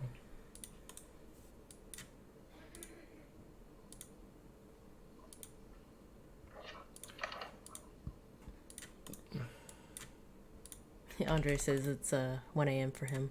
Oh, jeez. Thanks for hanging in there. Thanks, Andre. All right, we'll jump over to you soon. We'll have to jump over to him or next week, right? Yeah, next week. We'll take a look. Jeez, 1 a.m. Yeah. Thanks, man. I mean, and also, let us know, what part of it you guys find really helpful. Because, like, for us, again, like, it was first time doing this, so we're trying to find out, like, what part is the most helpful to you guys. We'll definitely answer as many questions as we can as they come in. Huh.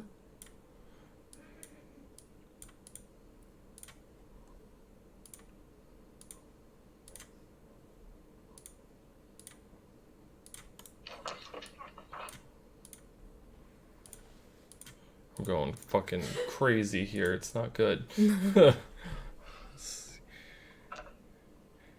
So a lot of the concentration that needs to be put into this piece is how the light is affecting him. which is what I would spend a lot of time on, is like, for instance, with this robot aiming at us, that orange light that is coming out of his camera is going to be a lot stronger. But then the other robots that are aiming away from us, it's obviously not going to be as strong because the focus isn't in our direction. Yeah. And then, with this robot here, you would have a stronger rim light that goes around the guy. Jesus, I'm doing this with a mouse right now. Okay.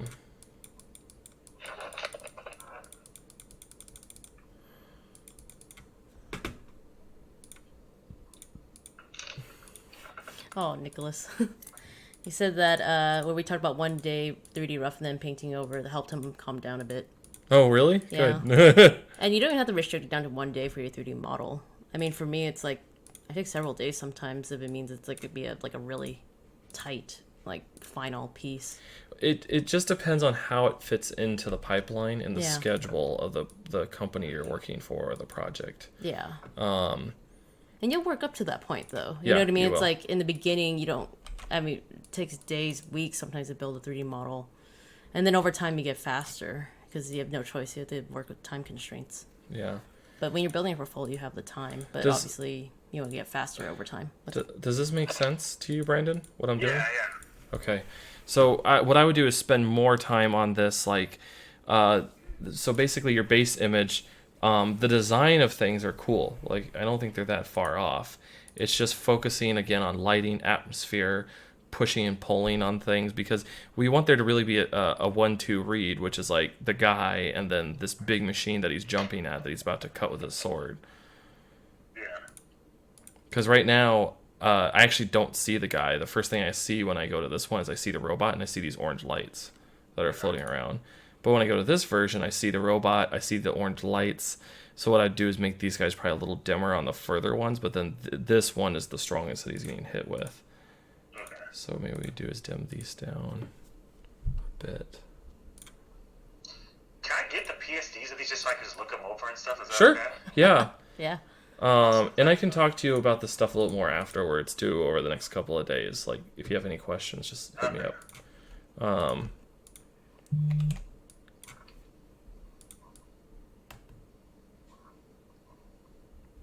All right, I think I'm gonna stop this one here so we can get on to our next guest too. But yeah, let me save these out for you, Brandon. So you have these. There's 3 Thanks of them. so much, guys. Yeah. No problem. I hope this helped. Now you We'll help get me save better that at outfit. teaching over time too. So I think you guys are doing fine. So thank you. Yeah, no problem. Cool. cool, All right, dude. Brandon. All right, Brandon. Well, you have a fantastic night, sir. And I'm saving these PSDs out, and I will have them to you. Cool. And take a look at the chat. There's some people that were throwing out thoughts too as well. Okay. Yeah. Thanks a lot, guys. All right. Cool. Bye, Brandon. All right, Love ya. Damn it. We know what you meant. All right. So as you're saving those out, Cool. That was all saved. Yep, that's all saved. cool. So I'll have to find them later. I should have named them things. Alrighty. Do you want me to scroll a bit? Oh, water. Oh. Water break. Mm-hmm. Cool. So, Cyril, I apologize if I kind of butcher your name. So, we're going to talk about his work. I talked to him a bit. And then he's not going to be on a call, but he's here in the chat. Let's see. We have. What's up? What's up, man? Let's go. Only pull up. Let's just go as far into that white as we can. Let me show you what I'm talking about. Peggy was just zooming into the white. What do you mean? You were just like, oh. Those are great pieces. You know? I love it. The white is gutsy. What do we want to focus on? Let me overview review a bit of what he answered in the survey, and we'll Okay. kind of be able to go from there. So, drink. So Cyril is from China, and We Hunan. were there not too long ago. Yeah, that was pretty wild. the Hunan University of Science and Engineering, and then he studied product design. Very cool. And he wants to get into games and feature film. Currently, he's working in film and video game, so he is working in China right now. What can I ask? And maybe you can fill us in the chat. But what is it that you're exactly doing in the industry right now? And I think I was asking him that earlier. So let's see. He's currently working on Chinese films. Are you working for a VFX company, or are you working? Because the reason why I ask is there's a few things that we noticed when we were in China and we were going around to different studios, is that there doesn't seem to be a pre-production pipeline. There only seems to be post-production. And in the States, we use a lot of pre-production early on in order to establish what the film is going to look like at the end before we even get to the VFX. And that's something I want to know from you is... Like, what stage are you working on? Are you working mostly just in the VFX side of things, or are you helping the film establish its designs early on before they even start filming? I don't know if he's going to answer us over Facebook or in the chat. Yes. But I see a hello from him. Yeah, cool. I'll just start looking over the stuff first. So let's see.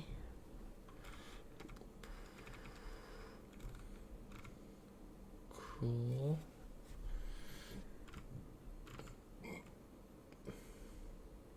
Oh, I see. So, like, from what I'm seeing, Cyril had asked earlier, until he answered your question, but one of the questions he was asking earlier was, like, how does he deal with talking to people on the team that aren't, one of them being his production designer and other people on the team that aren't necessarily concept artists? How to talk to them? Yeah, like, how do you deal with that? Man, that's a lot of work. Can you explain that one to me one more time? It's like, how does he... how do you communicate with the people that are not in our profession, not a concept artist? Oh, I see. Yeah. Let's see. I mean, generally... I mean, when you show your work, you really have to pitch it. Like... Yes. Because, like, to me, I always kind of approach it as, like, you have that moment to show them, and you get to infuse what you think and influence how they think about it, really. Because it makes the biggest difference. I'm trying to think. Let me give you a small... I mean, there's one thing talking to them about it, then there's pitching. Mm-hmm. But I'll give you an example of how we kind of go about things. I worked on this... This memory is coming into my head, so I might as well jump off of this one. But we worked on this film called The Thing back in 2011. It wasn't very popular, but... I really had a lot of fun working on it. It was my very, very first thing, film-wise, at least, before Ender's Game. And I had to talk to the director and the producers, and they didn't necessarily understand what they were looking at, so it was mostly the pitch that I had to give them. And the design premise I got when I was doing this was that we're inside of an alien spaceship, and there's supposed to be engines inside the ship that come to life, and they start to move, and they move up throughout the ship, up to the outside for whatever reason.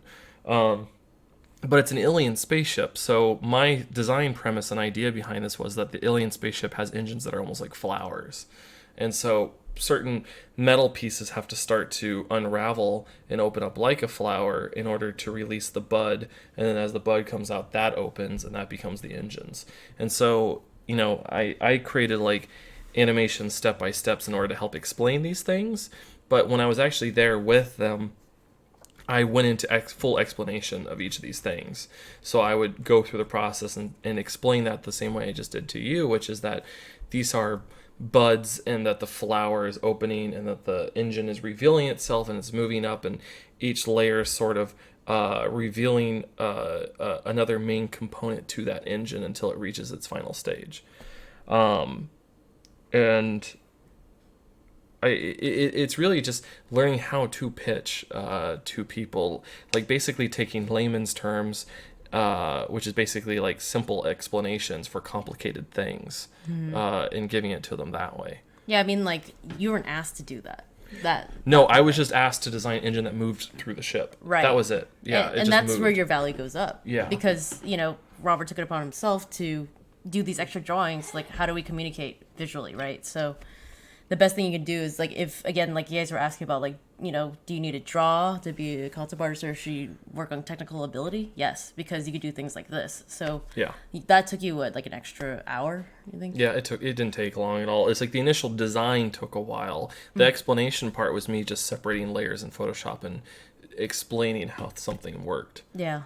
So that makes a difference. It's like taking it upon yourself to have to do like sometimes you do have to show extra steps of drawings or little paintings that explain it better because that's really the chance to pitch it. Yeah. You usually get one. I want to say you get more, but really no, it's one because if they don't like the idea, they're like okay next, and you're like oh man. Yeah. So. It's weird. Like when you get into the pitching phase, like among artists, talking to an artist, you know exactly how to explain something to them because you're like, oh, I use this value or I use this texture or I use this thing for this. But when you start to talk to people that aren't necessarily, that they might be an artist, like a director is obviously an artist, he's just a different type of artist. His artistry relies more on, or hers, relies more on emotions, the feeling of what this scene is supposed to be rather than the design. Yeah. The design's on us. The design will also convey a certain emotion, but you have to start to think about how that's almost the psychology of all of this. You have to start thinking about how they are thinking about things, and then you have to explain it to them in the easiest way it is for them to digest it. And it's not that they're stupid. That's not it at all. It's just there's different forms of communication in different parts of the pipeline in any production. Yeah. And you have to learn how to talk to them in their version of the pipeline. It's learning people. Yeah. And how do you do that? You just have to expose yourself to more and more people because like each person is different, right? So like if you're talking to someone who's a costume designer, is different than talking to a set builder. It's different from talking to an art director, and a director. They're all vastly different and they all have their own personalities. Yeah. And that's why it's like if you're in a gig that's several months long or several weeks long, even like we have like day or two gigs that we do sometimes, like you have to learn people very quickly and learn what they like and what they're kind of into. Some people are like really into like engineering type stuff and they understand you very quickly. Yeah. But then there's other people that, Robert has to bring up something like a flower concept. It's much more simple. Analogies. Really just get better at analogies. Yeah. You just have to, get better at explaining things that are abstract. I guess Cyril is up. All right. So we are the portfolio second one? All right. There we go. So his background, so again, right now he's working for Chinese films. Yep. But he wants to really do films, but like international. Yeah. Which is usually just like a Los Angeles, America, right? Yeah.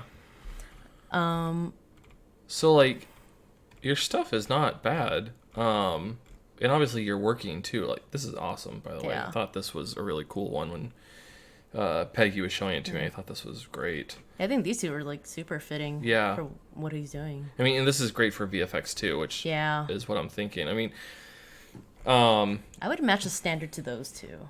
Yes. Honestly. Like if we have to go, really talk about it, like we talked earlier about Brandon, it's like you have to find one that's kind of like the standard for you. To me, this I am like instantly drawn to, and I feel like this is the standard for your portfolio, and the rest of your portfolio needs to reflect this standard. You start to get into more painterly stuff, which is great, but to me, I feel like this is a photo that I'm just looking a little closer. Yeah, it's a photo that you made painterly. If you're gonna go for a painterly aesthetic, then I'd say go all the way. Like paint it up. Obviously use photos, but start to pull your shapes around a little more. Like right now, this scene is it just feels too much like a photo that is trying to be a painting. Yeah, I think it confuses the viewer too. So like if we're talking, like whenever we talk to like people that when we have to deal with films, they're very literal. It's very literal. It's like if it doesn't look like it could fit a film like the one below, then it's kind of like they won't believe you. It sounds really weird. You can have like one piece that kind of throws people off, and they're like, I don't know if they can do it. You kind of don't want an excuse for somebody to say no. Yeah. And I'm just being brash, but it's just this is not as successful as your other images too, because the atmosphere isn't there. Like when I look at this, atmosphere is fantastic. Like I can tell those mountains are like a couple 100 miles away from me. Not that much. It's too much. But yeah, I can tell that there's good distance. The sky feels good. The clouds are feeling great. But this just feels like I can't. To me, it looks like this building just ends right where this building is, and I know you're supposed to be wrapping it around behind that building, but it just doesn't feel that way when I look at it. It feels like it just ends right there. But yeah, I would say, like, again, if the standard is you want to do feature film stuff, then I don't think this fits. No, I don't think this fits. So I wouldn't put that in there. And I feel the same way about this. Like, this is a fun thing to do on your own, and I would almost have like 2 separate portfolios that has this in there, because this isn't necessarily a bad design. I would work on some of your forms. The forms are starting to feel kind of muddy in certain areas, and it's hard to understand what those forms are. But this would be more animation related, and so I'd keep this in a more animation based portfolio. Yeah. I mean, I can see it fitting, you know, now I think about it, like, you know, Monster Hunter. That's true. Yeah. This does look like Monster Hunter or Monster Hunt. Monster Sorry, Hunt. It looks like Monster Hunt. It's like a Chinese movie that came out recently. So I have to explain something real quick, and this is from the American standpoint with Monster Hunt. The issue with Monster Hunt for me is that the characters are too cartoony for the world that they have established. Now, Monster Hunt 2, Peggy and I watched both of these. Yeah. Monster Hunt 2, I felt like the texturing and the lighting of the monsters in Monster Hunt are starting to get better. I think Peggy's going to pull up some. But my issue is that the designs for the creatures in Monster Hunt are not bad. I actually think they're really cute. But really cute. It's their textures that throw them off. Well, this one is the best creature in Monster Hunt. You mind if I do something? Like, this creature drives me crazy every time I see it in the movie. Like, it's really cute looking, but the problem is that it doesn't feel like it fits the world. And I have that with some of the other creatures, like this little guy. I think that was that the queen? I forgot which one that was. Maybe. In the first film. Like, the baby one, I feel like is perfect because its textures are subtle. And the eyes are great. Like, it really does feel like it lives in the world, and it's a baby, so you forgive it. Like, you think that its skin texture is smoother. But as things start to become an adult, like, I would prefer if these creatures, like, you could keep its design looking like this, but if its textures were more along the lines of, like, even what's the name of that animation, the dragon one? How to Train Your Dragon. How to Train Your Dragon. Even the textures in How to Train Your Dragon are better. And that's a fully animated show. But the textures of those creatures are fantastical. And I know a lot of that is because the pre-production early on was not there. So all this was done in post-production in VFX. Yeah, and then that's where our job comes in. As a concept artist. You know, you take something, and this is kind of like, if we were imagining, like, even this little guy, it's like you would take him, and that's kind of, to me, that's more like a 3D underlay. Yeah. And then you start pulling real world textures, something like, let's say, like a dragon scales, like a lizard, and pulling the scales, grabbing the photos and dropping them on top, and like kind of, you know, fading it out. Yeah, like I would just like to see more texture pop up on these guys. Like, it's fine if they're cutesy like this. I love it. I think it's cute. I just want to see more texture pop out on their bodies so they feel more fitting to the world. Like, looking at the comparison of this bull or even the human next to him, it makes him just feel like he's doesn't fit the frame or fit the space as well. So all that aside, where is your stuff? This one. That was us. That was good. Astrid? No. This one. So what I would do is like concentrate on those textures and forms a bit more. What I would do is like concentrate on those textures. It just depends. Like, is this supposed to be photoreal? If it is, your forms are fine if it's going to fit into a realistic film. But I would like the textures to just be more realistic across the creature. Now, if it's completely animation driven, then that's fine. This can be an animation thing. But that's something for you to weigh. Yeah. But that's something for you to weigh. Yeah. What do you? No, I really like this. This thing? Yeah, I really like this too. I thought this was super cool looking. Yeah. This thing? Yeah, I really like this too. Yeah, the one on the right. Yeah. Yeah, I think this stuff is super cool. Like, what I would like to do is define some more of your forms, because what I would like to do is define something that happens in dealing with prop designers and people who actually have to build these things is that when you leave stuff out, they have to fill it in. So that's what we were talking about earlier, sticking a claim to what it is that you're designing. So really getting in there and detailing these things out. So really getting in there and detailing these things out. So really. Let's see. I think we're hearing echoing. Oh no! This whole time that was up for a while. No. That was just for now. Okay. So what I want to do is it just helps me explain things a little bit more. Thanks, but guys. we'll go back to Borderlands, and like if you look at our gun. So like we'll go back to your gun. I think this is a really cool design. I think it's great. But what I want to see is like this little barrel thing you have right here. I want to see some more of the forms worked out, like how this has a cut, how we know this has a 45-degree angle on that barrel, how we know these forms dip in and out. I feel like Should we do that's missing paint here. over this one? Because this one's so close. It's true. Yeah. We'll come back to it. Yeah. I really want to focus on the vehicle because Okay. I have some strong ideas about Yeah. that. But I think the reference that you're calling out is all strong, and I like the way you're laying it out too. I think this is all great. The way you're calling the reference out, the things you're pointing to, that's all fantastic. That's going to be hugely helpful to anybody. I don't think this is a strong piece for your portfolio. I don't think it should be in there. My reason behind that is for like these windows that you're using feel like something that would be on a building, not a ship. Of this era, the way usually stuff was done like this of this era is the steel was compiled on top of each other in order to make these window shapes, and you can kind of see that in your little guy down here in the bottom right. Like you can see the way the metal strips are compiled, and they were usually riveted together in order to hold that form or that shape, and you even have it for your front one here. But when we look at the side view of it, like these windows, like you could do these forms, but you need to get in there and really focus on the details. This is too painterly. It really needs to be like emphasized more. Yeah, and I think like from the perspective of just like a design piece, it needs to get a little more crazy. Yeah. You know what I mean? It's like a little too... It just feels too normal. Yeah, it's like something that, is there a concept piece needed for this? Yeah, like there's reference you could pull for it. I would just push it. I mean, even the variations you have on top right, you could push the variations even more, because right now it's just like it looks like it's so slight that it's kind of hard to tell. Yeah.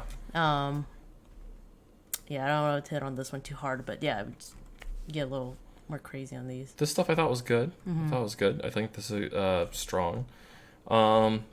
All right, so let's just start diving into some stuff, because let's see what else we got up here. I'm just going to take a quick look through. Hopefully I don't make you guys sick. God, that is such a beautiful piece. I keep coming back to that one. It's really strong. Okay, so, all right, we're going to do a couple like we did with Brandon here. We'll grab this one, which is the gun, which is very strong. I just want to show you a few things to focus on.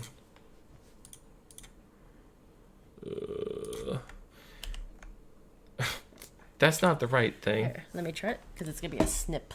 Okay. Need. Oh, we have to do a... The snipping tool. Okay. Hold with us. You can't see what we're doing. It's exciting. Screenshotting. Oh. Wait, can you copy? What? Out of that snip. Do this. It'll Yeah. usually know the framing. You got it. Yeah, it did. Oh, it's so good. Peggy's just teaching me how to Photoshop. Yeah, there's a brush button, and then there's an erase button. Wow, really? I didn't Yeah, know that. yeah. And then you can open layers. Really? Yeah. Oh, that helps a wow. lot. I heard there's a thing called overlay. No, it's Oh, not real. Okay.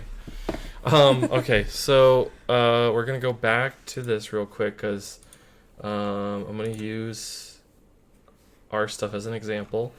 So we did some guns for Borderlands. We did some guns for Firefall. So the same thing with all this is really getting into the nitty-gritty details and the forms and making sure all this stuff comes through. So I'm just gonna grab a couple of these.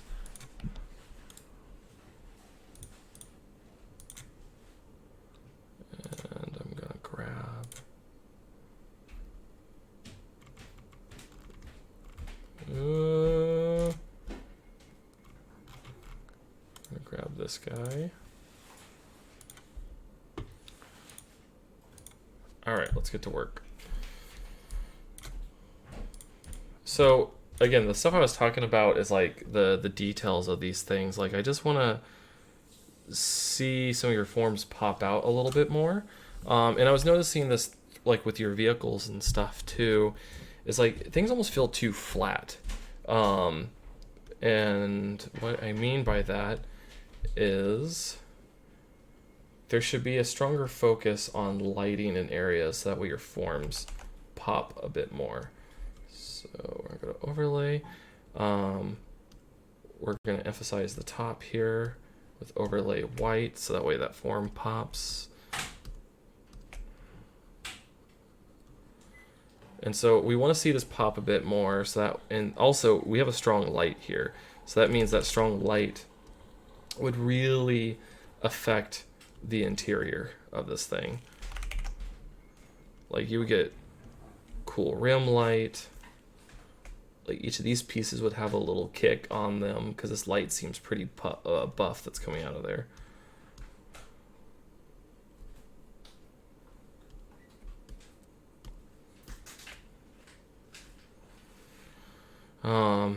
And then we'll want to emphasize that light a little bit more too. You're doing a pretty good job of it already, but... Hey, John Park just popped in. Oh, what's up, John? What's up? Okay, so your overall design, again, is not bad. I like where it was going. But the things I want to talk about are some of the forms, like you see that we did for Borderlands or for Firefall. I want to see those forms pop out more here. And so again, form will focus on the lighting.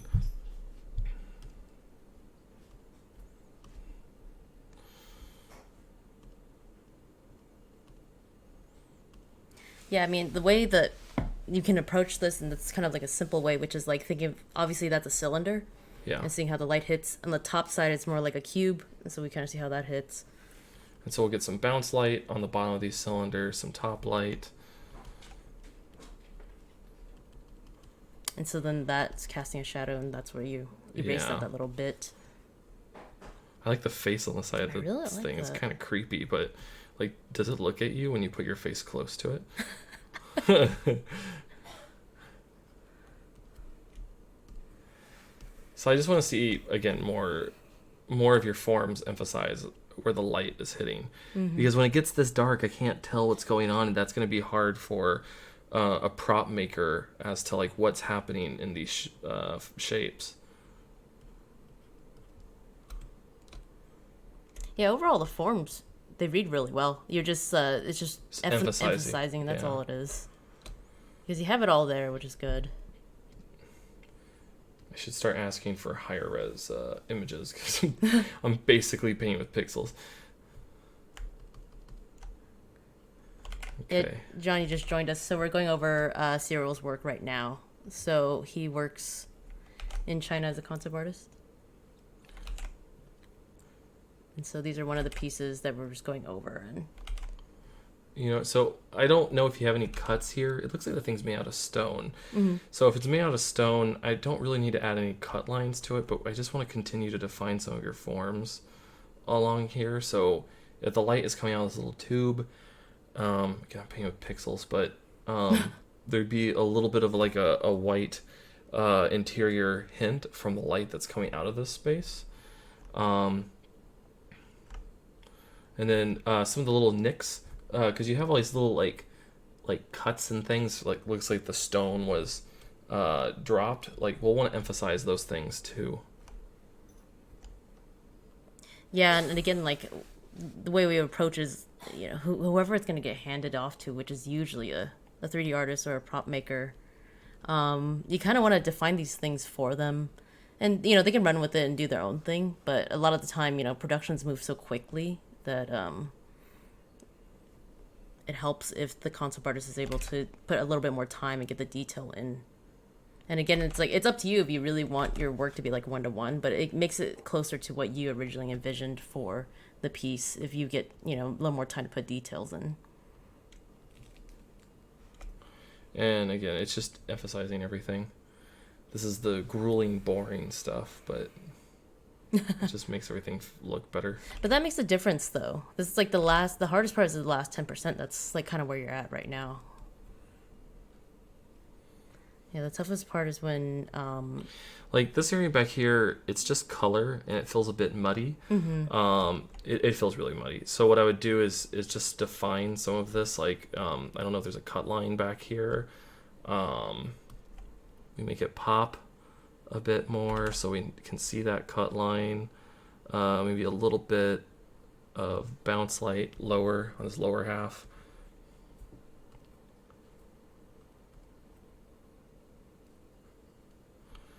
Just something so it starts to have more form. Yeah. Because it was just so muddy back here. We need to see what that is. Because like anybody who builds these things at the end of the day, they just there's certain words I want to use and I just can't use them. they look at it very closely. They look at it very closely. Let's say that. I have to keep holding myself back here. They look at it very closely and they Otherwise zoom I'm a in. social justice warrior on my ass. They look at it very closely. You want to aid the team. You're part of a team, and you want to hand off stuff that people can use. And end of the day, it helps across the board for your own. It helps everybody. Yeah, and it's good for reputation as well. Like if people want to work with you if they're like, dude, so and so does this work, and it's clear it can work with it. The toughest thing is when somebody has to work with like a really muddy painting, and then it makes their job harder too. And again, because this thing appears to be made out of stone, it's good to have these little like nicks and scratches and things, and this will appear on anything that's ancient. It's just the edging, the forms wearing away. Mm-hmm. Man, that's so cool. But yeah, so I like this design overall of this gun that you have. I just want to see those forms popped out a lot more, like we have on our guns. Like, you have the hit of the light on the edges, so you can see those forms. Same thing with the firefall. I think it's enough on this guy. Yeah. I want to move on to the vehicle. So this is one of yours that we pulled up. So the thing is like I feel like your design is fine. Like Yeah. I don't have anything on the design. Like I don't know what the story is. It looks like it fits like a Mad Max like world or something like that. Mm-hmm. I can see you have like chains on the tires. Like you thought out everything on this, so that's great. What's missing is lighting again. Like I can't tell the forms. So the hood and the side panels and everything, they just all kind of feel like they're meshing. Yeah, it's like one value right now. It's all one value. And also I want more details on this too. Like, again, I'm looking at low pixels here, but to me, it looks like, one second. To me, it's like, I can tell this is a grill, but like I want more definition on all of that. So anyways, I'm going to use overlay. I'm just going to start to punch up your hood. Front of it here.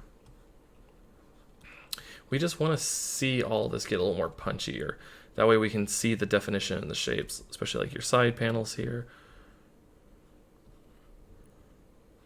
And this one's you're imagining the light coming from Top down. top down. Yeah, sorry, I should have drawn that out. Oh, no worries. Let me go back to that. So what I'm doing is I'm looking at your design. Like this is already starting to help a bit, but if I take it away, this is what we were looking at before. So what I'm thinking here is that the lighting for your vehicle is pretty much coming top down. So these are the areas that are going to be the most affected by that top light.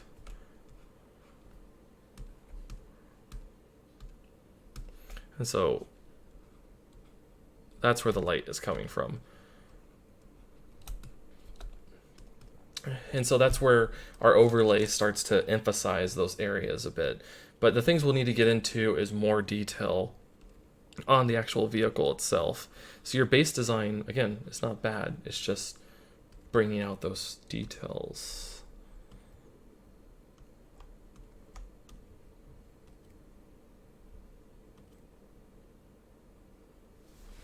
Oops. Anything in the chat? Yeah, you guys got any questions? Thanks for hanging tight, guys. Yeah, we've been going for about an hour now. More? I think it's been like 2 hours. 2 hours? Okay, because I'm starting to feel tired. So I would not suggest. So there's different forms of all this. Like there's your sketches. We're at a stage where I would photo bash with this because that's pretty much what you've been doing here. To me, this looks like a Jeep grill. I see that these are your material references that you're pulling up here. But what I would do is jump on over and look up Jeeps. Oh yeah, we've been going for 2 hours. There it is. God, we've been going for 2 hours? Yeah. Wow, I spent a lot of time on Brandon. I think it was an hour. Well Thanks, Brandon. These are all the wrong Jeeps.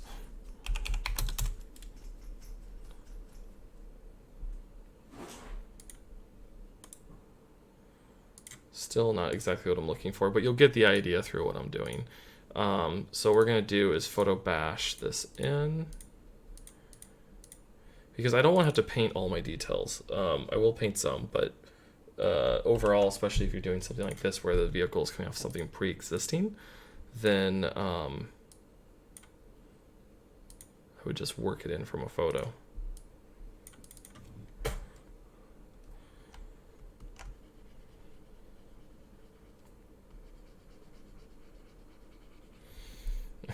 Looks like a pig now. Yeah. That's all good. Right. All right, so we're gonna bring your color back over. Try and multiply. It's a little too much. Pull it back a bit. Okay, that's starting to feel good. So some of your base textures were good. I'm gonna go back down to that layer. I'm gonna work the grill back into your forms. Yeah, I think like what you're trying to pull out of this is the definition. The definition. I'm looking for more definition because right now I can't tell that this is a grill. It's so.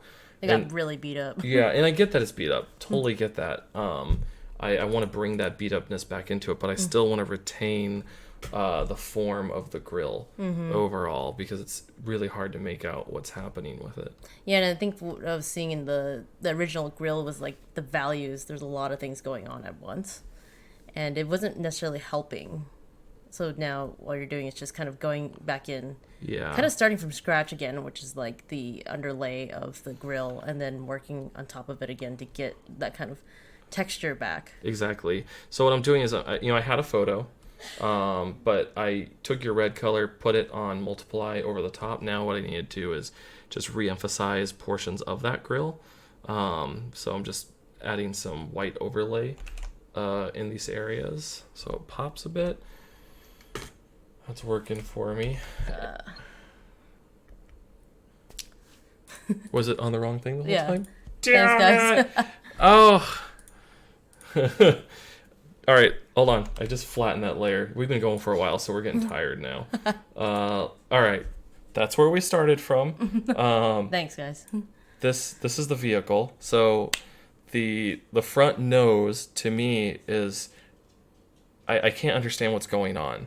I see that there is a light down here, but what I need to do is bring definition back to that grill. So I took this Jeep, I brought the grill over, which makes it look like a pig, and then what I've done is I've taken the color with a multiply, added that on top of it to match the lighting, and then what I'm doing is I'm bringing a little bit of definition back to that grill so we can tell what's going on. Now let's go back online again. And what we're going to do, let's hope I don't find anything horrible by doing this. We could switch it to Photoshop until then. Yeah, let's switch over to Photoshop because I'm going to look up car accidents. Hey, this is what you do as a concept artist. It's not all... Oh, God.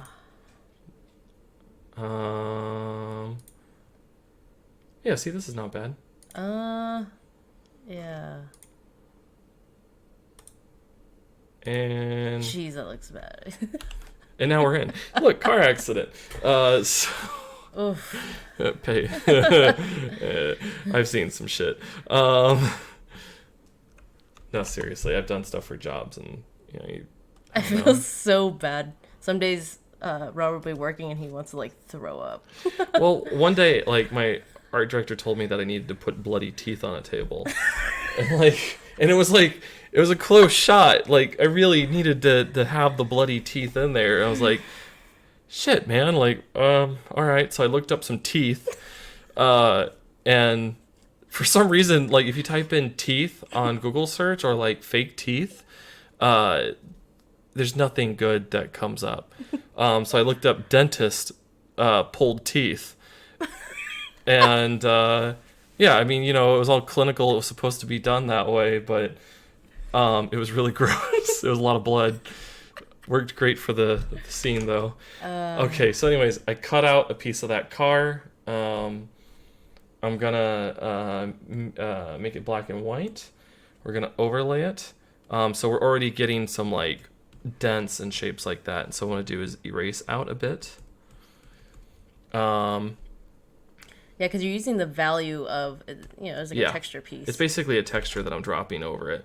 And I want to pull the grill back out in certain areas again. But now we're getting that flavor that it's destroyed or that it's been impacted. And so if I pull it away, like that's the old grill that we had. Now there's more definition on this grill. And we can see what's happening. I want to bring your light back, though, because that's a cool little piece. But that's starting to feel a lot... Oops. That's starting to feel a lot better to me already with that nose piece. The next thing is body panel separation. You have a little bit going on here. We need to see the hood separated. Marson? I'm not sure if I said your name right. Have a good night. Good night. Well, someone said good night. Good night! Yeah, thanks for hanging.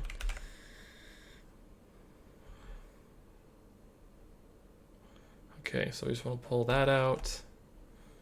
So, you know, this thing's been smacked before pretty hard. Mm-hmm. Hit a couple of cows. Yep, took out a couple of cows. Maybe a few humans. Mm-hmm. You know. And then what we want to do is get, basically this thing's hit something before. And you indicated this once before with the white you have here. I'm just bringing it back into the piece because I recreated your front end. But basically the paint would be eaten away in certain areas because of where this thing was smacked.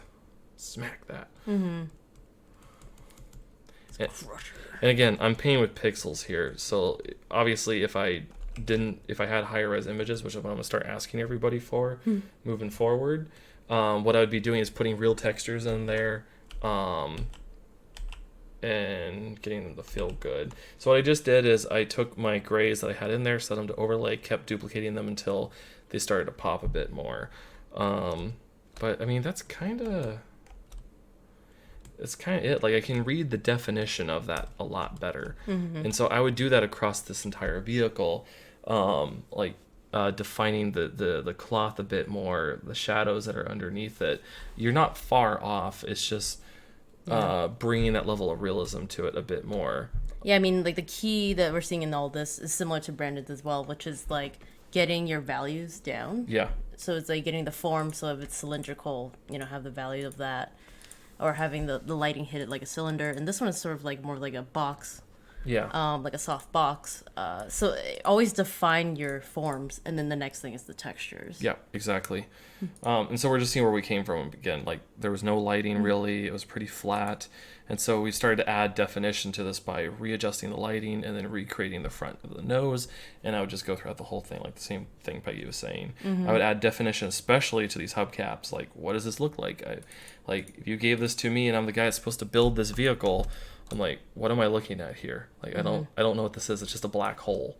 And so I would definitely like find a hubcap, toss a hubcap in there, paint up a bit, just really focus on your details. Yeah. In the space. Yeah, those great examples. Switch bag. I mean, that's pretty much it. Yeah, we can save it out. Yeah, I can save these PSDs out, and again, feel free to send out questions to Peggy or I if you have any about what we're doing. Yeah. And we can fill you up more. Yeah. Outside of doing this. Yeah. Thanks guys for sending in your work, and feel free to, like, if you guys haven't sent your work in, feel free to send it in to us, and we'll look it over, talk about the direction. I mean, hopefully this was fun. Peggy and I had a lot of fun doing it, but we would like to do this every week. Yeah, super fun. But we want to build our audience and see how everybody feels with it as we move forward. Yeah. I think it's valuable that the community itself is more open about things, just talking with each other. Yeah. Because I feel like a lot of it is clouded in mystery Yeah. a lot, and it's becoming a growing industry. And so there are definitely a need for people. Yeah. We have that need. Yeah. So We need concept artists. We need concept artists more. all right, guys, that's it for today. Portfolio review. We'll probably end up doing more podcast things like this later on in the future, but it'll be fun. Again, you guys let us know, email or social media. Here, please let us know like what you're interested in most, and we'll be able to kind of like craft it in that direction. yeah. All right, this is Gadget-Bot signing out. Later, guys. Bye. And now I have to awkwardly go over here and hit the stop stream Stop the button. stream. Yeah. Is that a yes?